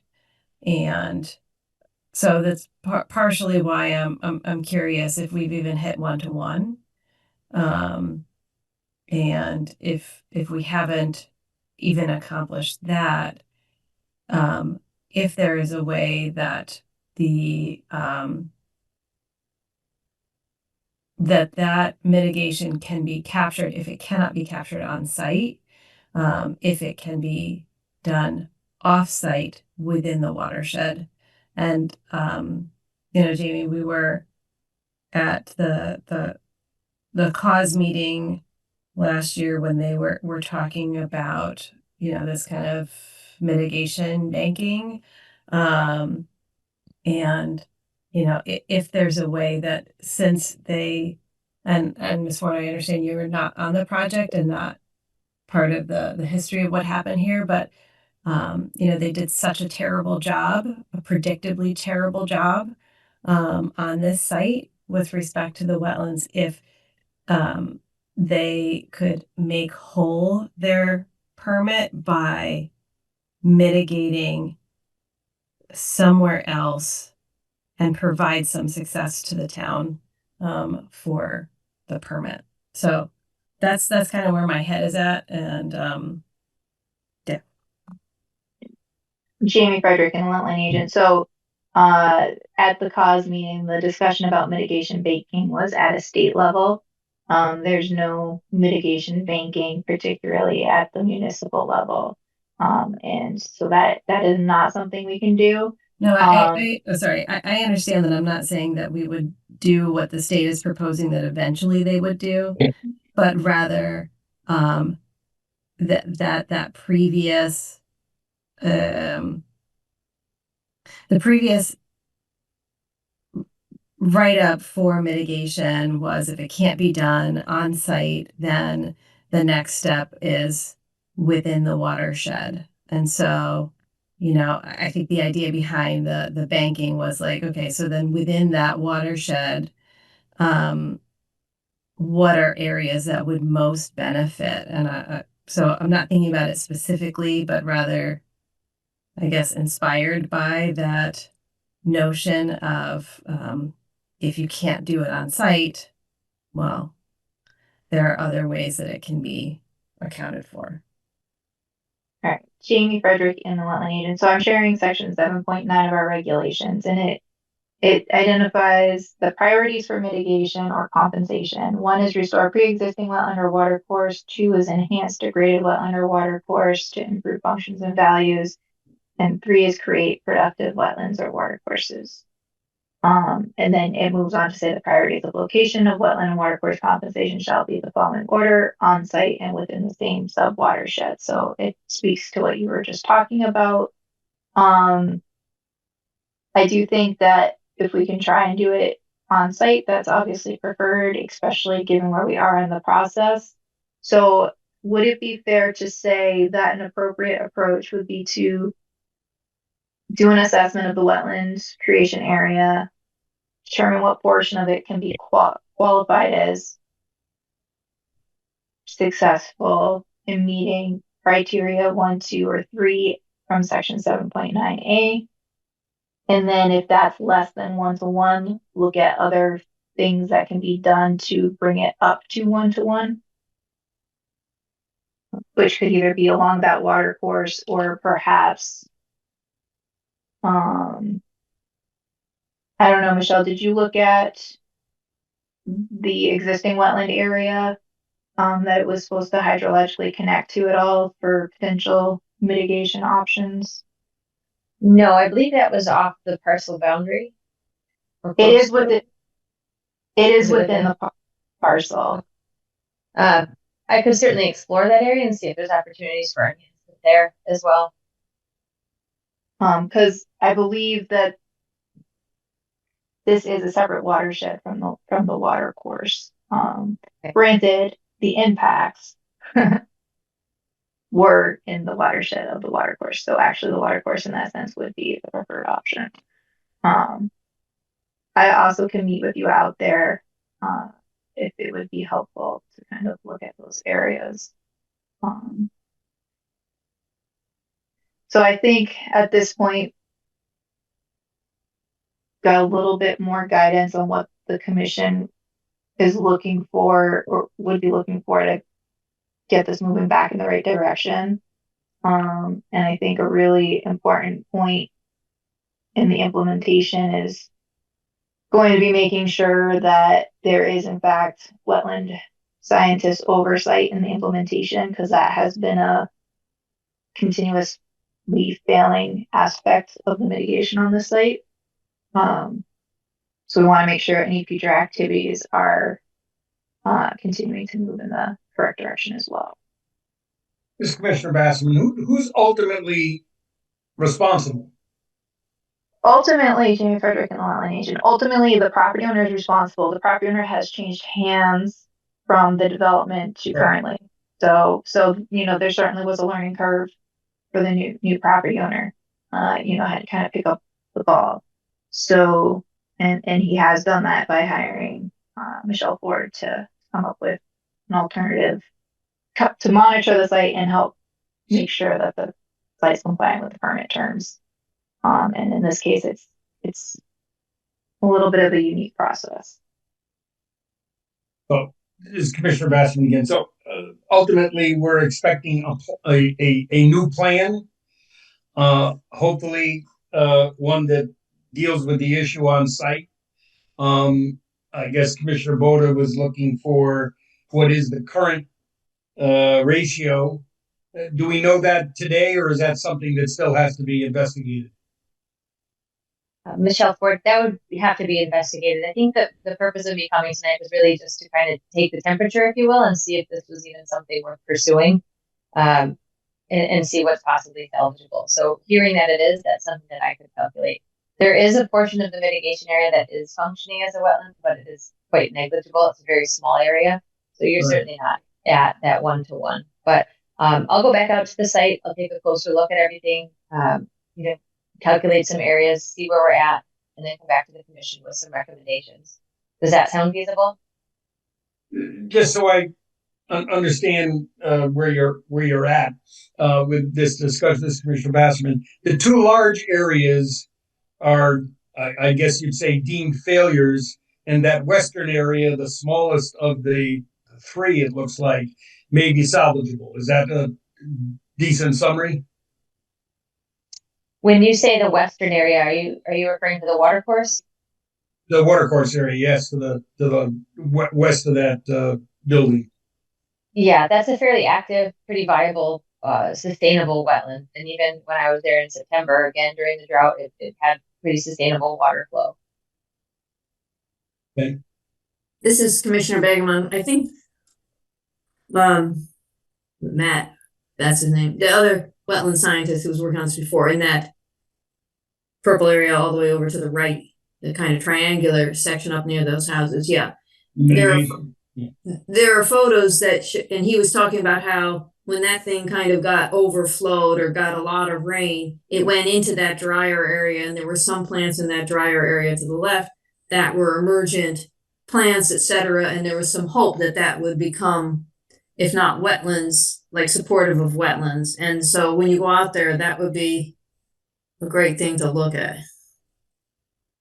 Yeah, Michelle Ford, I saw those photos before and I was optimistic. I think that I like them a lot, but I think this was a little bait and switch. Where it's like, look, this will be great mitigation monitoring. And really that occurrence has not happened, at least in the last year since I've been there. It would be great if it would get, overflow like that. But again, that's also during the dry or during the non-growing season. So I did not see anything even close to that during, the time that I was out there. And the vegetation certainly doesn't support that's occurring not regularly. And this is Commissioner Begeman, just thinking about what might get proposed. If that area that's failing right next to it is really, really dry, and we can't dig into it, that was what we determined last time, to develop more hydrology, then I assume that there may be some way of looking at that habitat in the kind of plants that would survive there, that would support the area that still is a bit of a wetland. whether that creates, plants that will grow in a drier area and create more shade so that there's less evaporation, etc. Jamie Frederick in the wetland agent. I think before we get an answer on that, I would question, would you consider that mitigation under the term of enhanced degraded wetland or water course to improve functions and values they provide? In other words, would you consider that mitigation if they were to propose to do that? This is Commissioner Beckman. Are you asking me, Jamie? I'm asking the commission. Yeah. Because I think at this point, they're going to want to focus on things that are going to help them satisfy the permit. This is Commissioner Boda. I think if it is not, at this point, if it's not wetland, if we're creating nice upland, I would not consider that wetland mitigation, especially because we started with 2 to 1. And Yeah. Please don't misunderstand. I'm not trying to reset the bar at 1 to 1. I'm just not even sure that we've hit 1 to 1. So, the wetland, the purpose of the mitigation is so that there is no net loss in the state and in the town of wetlands. And, we feels like right now Michelle can gather the data, but it's seeming like we have a net loss, which we need to avoid. Yeah, we don't want to set a precedent either. Oh. When we have failures, that all of a sudden we move the line. So Jamie Frederick and the wetland agent, it does sound like what Michelle is proposing would be restoring existing wetlands, not additional wetland creation. And I agree, no net loss is certainly the policy of the commission, and I think kind of the state as well. It's right in section 1.1 of the Branford and the wetland regulations. And that's part of why the 2 to 1 mitigation requirement can't be reduced below 1 to 1. So again, I just want to identify that this is a bit of a unique situation where we're at right now. And I want to get clarification so that we're not, reinventing the wheel at the next meeting where this, comes before the commission. So are you saying that you're looking for wetland creation specifically, and that wetland enhancement would not be satisfactory to resolve the mitigation on site? It does have restore pre-existing wetland or water course as a number 1 solution for compensation, and that is directly per state statutes. Per state statutes identifies that compensation should be considered in the following order of priority: restore pre-existing wetland or water course, enhance degraded wetland or water course to improve functions and values they provide, and 3 is create productive wetlands and water course resources. And I believe, again, number 3 is number 3 for the reason that it can be very difficult to create a productive wetland or water course. So I just want to make sure that we're all on the same page for the next meeting. And This is Commissioner Beckman. I don't think number 2 applies to a project that degraded the wetland by their action. If you enhance that doesn't count as compensation. So I think 2 is off the. Jamie Frederick and wetland agent, I think enhanced degraded wetlands would speak to a wetland that was degraded prior, not per their activity. Exactly. Maybe this is Commissioner Boswell. We have a bond still remaining on this.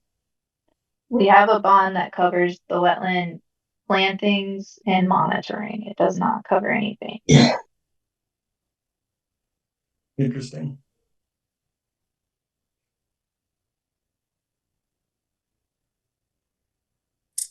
This is Commissioner Beckman. We're between a rock and a hard place. There's no water there. And it was caused by the development. And it seems like we're limited in this site. We'll hear from Michelle what is possible to be done, and we'll hear what the ratio is. And then I don't know what our recourse is. So Michelle Ford here.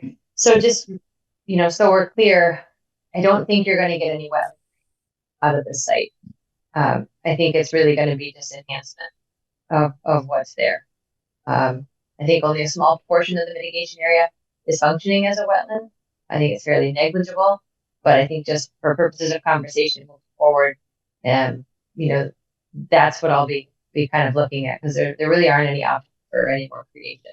But if that's not on the table, maybe it's worth exploring something else in the watershed, or if there's a town-owned property in the watershed, or anything that may work in that context, that may also be worth exploring.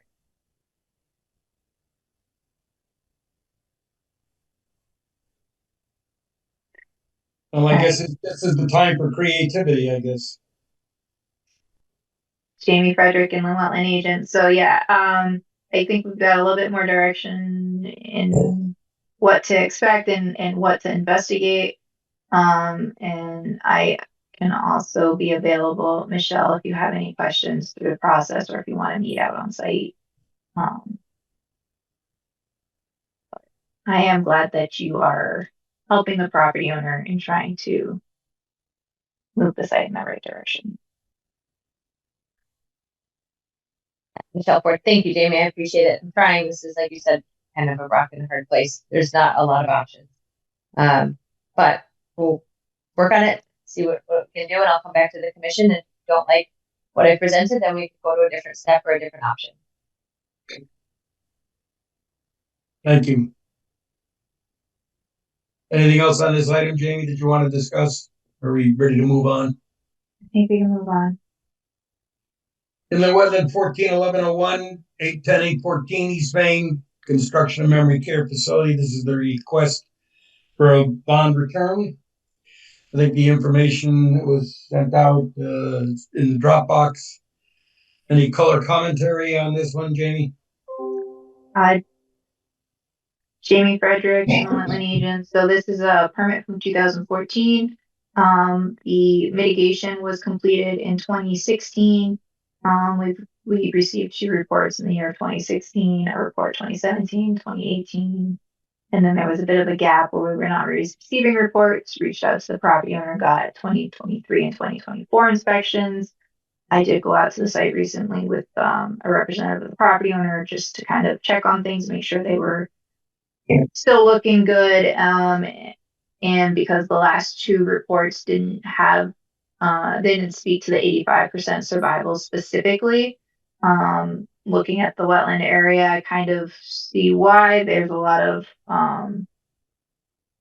dense vegetation growth out there. So at this point, counting individual plants would be kind of challenging. But the permit essentially required the 5 years of monitoring and that the site not become, I forget the wording, overgrown with or overcome with invasives or something like that. Flourish with invasives. So there is a small stand of poison ivy and a couple invasives, but they're not dominating the area. And there is hydrology. There are the native plants are there, and they have matured over the almost 10 years that they've been there. So I think that the commission could determine that compliance with the permit has been met and return the bond. I don't know if everyone had a chance to review the memo and the reports that were in the file. It does show through the first 3 years that there was active management of invasives when the plants were young, which I do think speaks to the fact that the plants were able to mature. I would expect that probably that invasive management fell off when the reporting fell off. In the report from the wetland scientist in 2023, it spoke to not managing trying to remove the Phragmites, due to the potential for essentially backfiring and having the Phragmites potentially expand, and impacts to the established woody vegetation around the stand. So, commissioners have any questions, I'm happy to speak to them. Otherwise, I will screen share my memo. Let's get the memo up.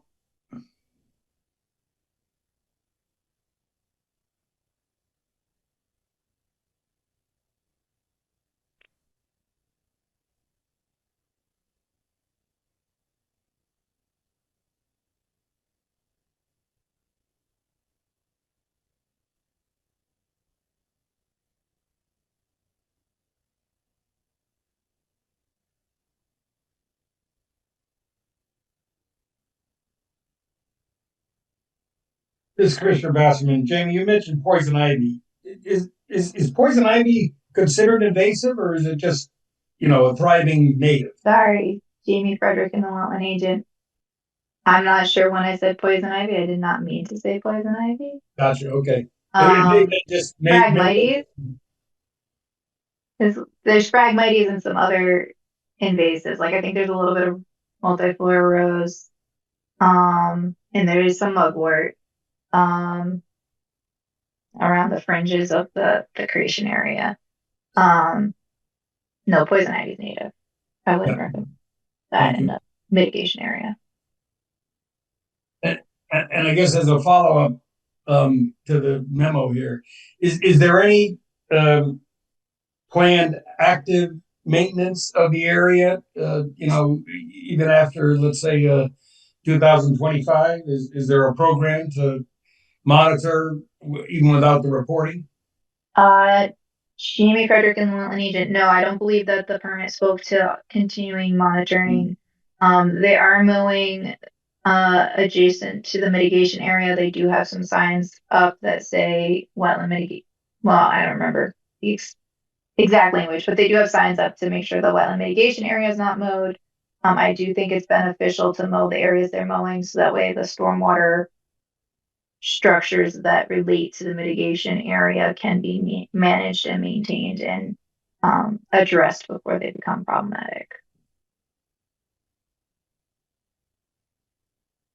So the wetland mitigation area is where my cursor is currently, immediately adjacent to the wetlands. And this is all Phragmites stand over here. So I think the only way to address the small Phragmites stand within the mitigation area would be to continuously manage every year.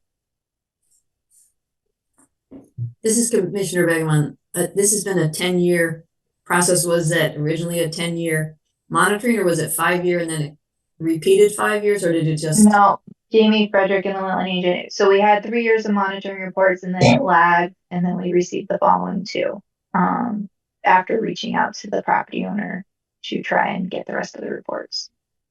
So we have not had the best tracking necessarily of monitoring reports. I'm optimistic that the implementation of OpenGov will really help us with that and kind of creating a report that we can run every fall to reach out to property owners that have monitoring due, so that this does not happen. But occasionally this has happened.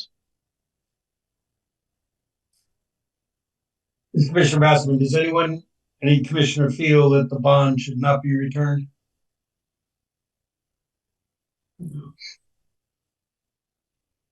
Do we need a vote on this, Jamie? Yes. All right, I'll make a motion that we return the bond associated with inland wetland 141101 810 to 814 East Main Street at the completion of their monitoring reports to the satisfaction of inland wetland staff. This is Commissioner Gokowski. I'll second that motion. Any further discussion? Okay, Commissioner Begeman? Commissioner Begeman, aye. Commissioner Armstrong? Commissioner Armstrong, aye. Commissioner Sotomayor, Commissioner Sotomayor, aye. Commissioner Gokowski, Commissioner Gokowski, aye. Commissioner Boda, Commissioner Boda, aye. Commissioner Basserman, aye. Okay.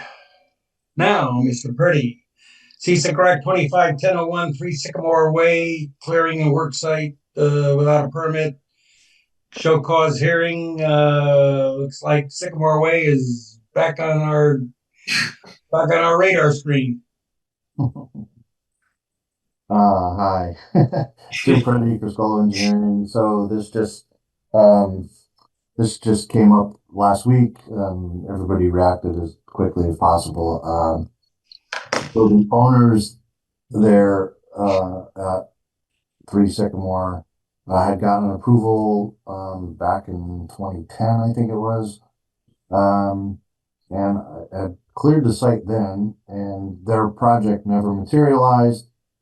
And so, it started to get overgrown again, and now I think they're looking to not do that development and possibly market it.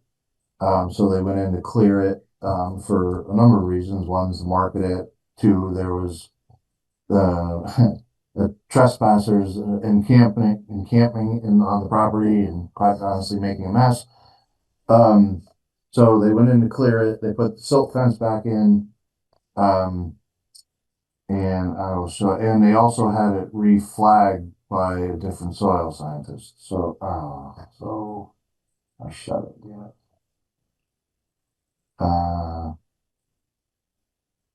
Hold on. So this is the site, and this is the existing conditions plan from that original set that we have updated, and I'll zoom in a little closer. So this larger dash line is the current silt fence line. We actually went out and located what they put in. So that's the as-built location of the silt fence line. The shorter heavy dash was the approved clearing from 2010 silt fence limits. So they're within that for the most part. But this is the David Lord delineation from 2010, and this is Matt Davison's recent, just a week or so ago, I believe, delineation he had done up there, which I've sent the report to Jamie, so she has that. Or I think it's in the Dropbox now. There was some question over some tree removal in this area. For the most part, this was all small growth because I believe it had been cleared before. But over here, there were some trees that were removed. Quite honestly, they were not removed. Some of them were not removed by the owners. They were removed by someone else, and I'm not going to speculate who, although I'm pretty sure I think who. So somebody because there was sightline issues here. So somebody had gone in here and cleared some trees a couple months before the owners came in here and cleared. So in any event, Jamie contacted the owner. The place has been cleared up. The down trees and whatever brush and everything has been removed. The place has been seeded. There's been gravel put in for access. I'll call it an anti-tracking pad, but at this point, there's no proposed activity. Basically, they were just looking to again get it cleared so you can see what it is that exists there. But again, it has been seeded and hayed this week. So again, everybody reacted pretty quick. I do have also photographs. So this was taken months before they did the clearing, and you can see somebody had already cleared. This is looking up toward the intersection of Sycamore from the property, and this is where that drainage outlet kind of comes down through here. So this had already been done. And just this is also looking up toward that intersection, I believe. So you can see it was basically along the state right away here that got cleared out. This is the guardrail for Route 1. I think this is just showing some of the stumps that were grown over.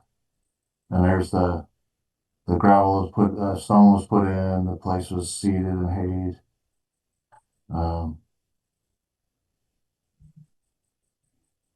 This some of what was going on in the brush there, but that's neither here nor there. They're gone now.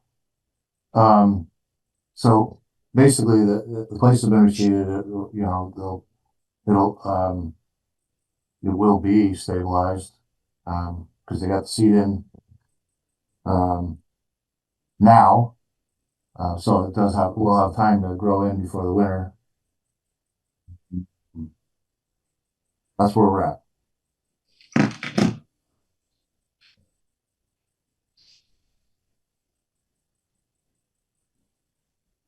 So Jamie, at this point, what's the appropriate action for the commission?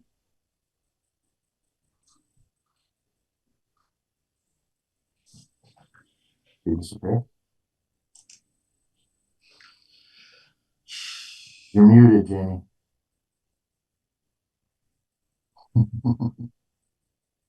Thanks. Jamie Frederick and the wetland agent. So the property owner was very responsive when I first reached out about the activity, requesting to see the site and inspect the erosion controls. I had driven by the site and saw that there was some clearing, and so wanted to get a better feel for what the activity was and if those erosion controls were properly installed. The erosion controls weren't necessarily properly towed in the entire length of the silt fence, so we requested that that be repaired. And they decided to put a second row of silt fence just inside of the first one, to make sure that it was properly installed. And there's some wood chips in between the two silt fences, kind of providing an additional measure. I do want to identify that where it calls out the silt fence and limits of clearing, that does show the location of the silt fence and the limits of clearing that we're down to kind of a bare soil condition. There was some clearing, also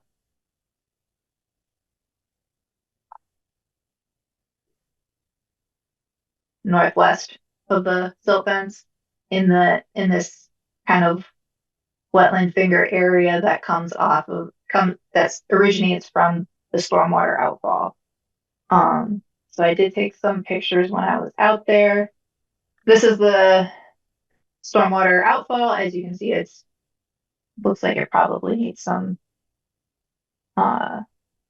investigation to see if it needs some maintenance.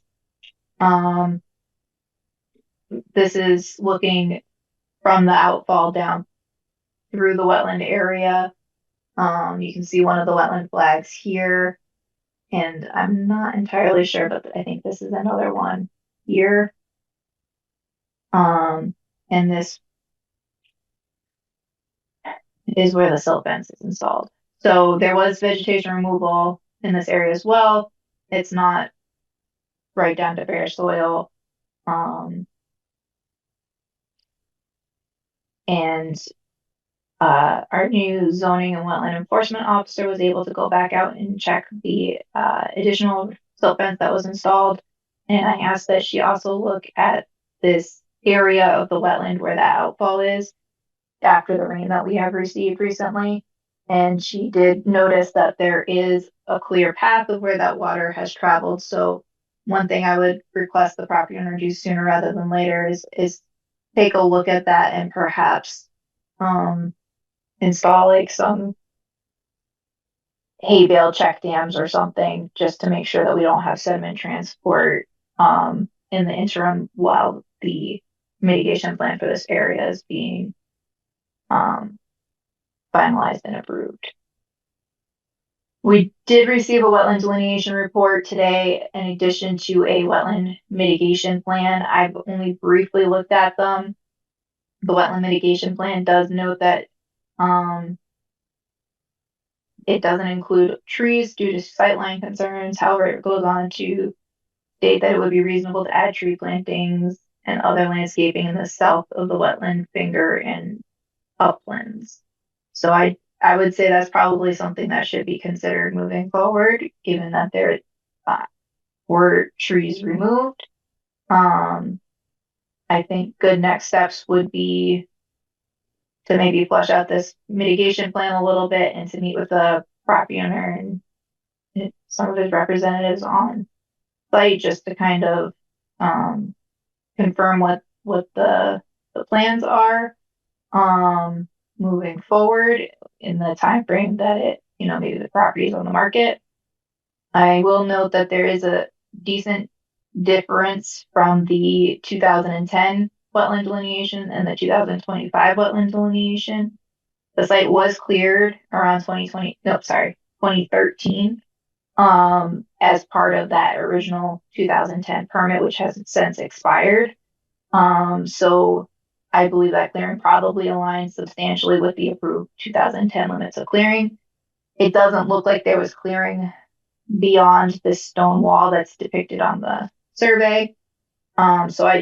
There was no vegetation removal from what would have been directly within the wetland area.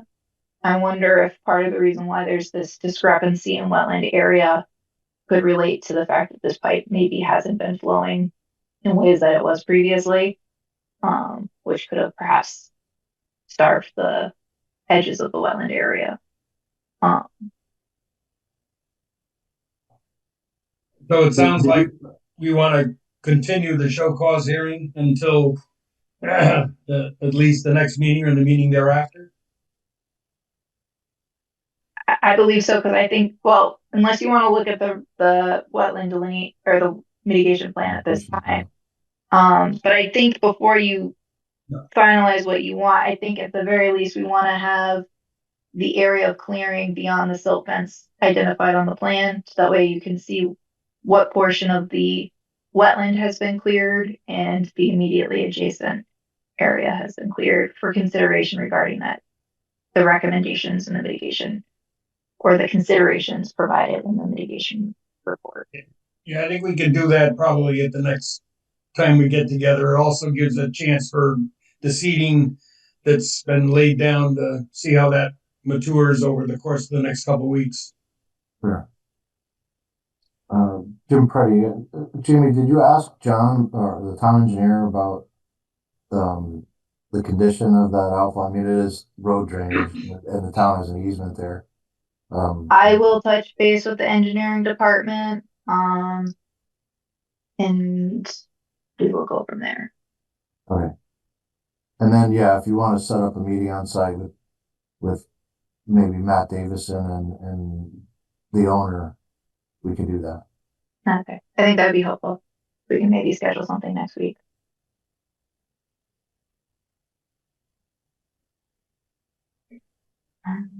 Okay. And I think I will follow up with an email tomorrow, but I think that whether it's sections of straw wattles or what have you, just making sure that any water that comes out of this outfall is not moving material through the wetland would be beneficial to make sure that there's no further impacts that will have to be addressed. Understood.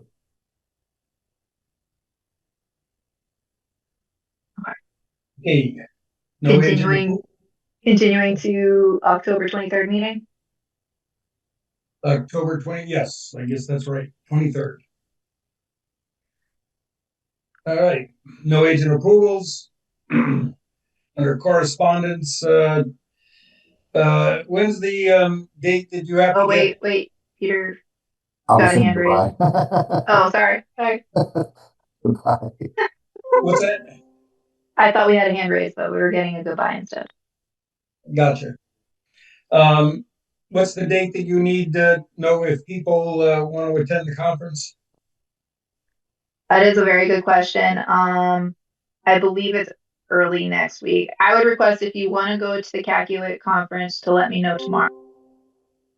It is a Saturday, November 15th, and early bird pricing, I believe ends early next week. Okay. Jamie, this is Commissioner Goklowski. I won't be able to attend. I will be out of town that whole day. That's fine. But if anyone is interested, just shoot me an email tomorrow or tonight. The other thing is, I mentioned early on, training. One of the bills that got passed this past legislative session was a training for wetland commissioners, basically effective January 1 of 26. The deep course for commissioners, all commissioners need to take that. It's on kind of a 4-year schedule. Every 4 years, it looks like training would be required. Anybody that's taken the training, some months preceding January 1 of 2026 need not take it again. You go back, 9 months or more, and you're going to need to take that sometime during 2026. It's an online course.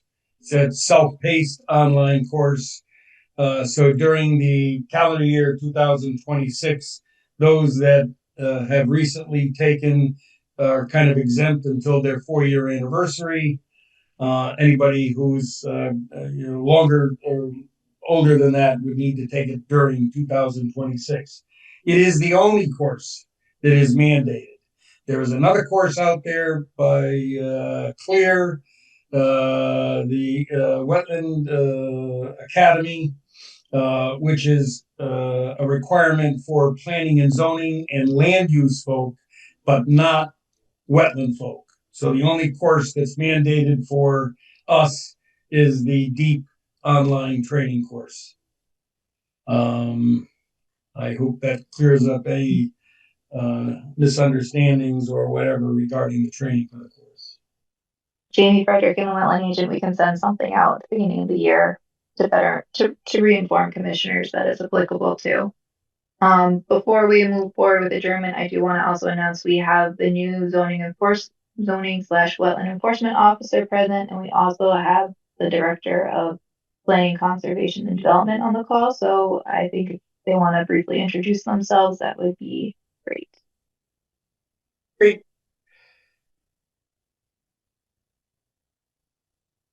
Tyler, you can go first. See you waiting. Oh.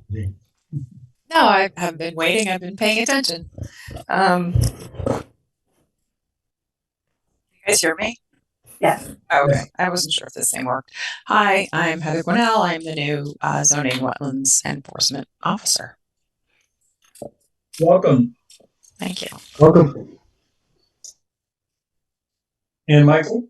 Yep. And McKeel Wackers. I'm the new director and the new Department of Planning, Conservation, and Development. Pleasure to be here. Happy to observe you guys in your work helping Branford. Happy to answer any questions, or I know you have great staff with Jamie, who I'm also proud to have as our deputy director and continuing to serve the town of Branford. Thank you. Sounds like a team is coming together. Great. Very much. Hopefully we can fill the environmental position. Right. We're on track. Between new commissioners and new staff, we're off and running. Anybody want to continue this, or do we want to say goodbye? Bye. Take care. Have a good night, Everyone. This program was brought to you in part through the support of the town of Branford. Watch town meetings and other videos on demand at BranfordTV.org.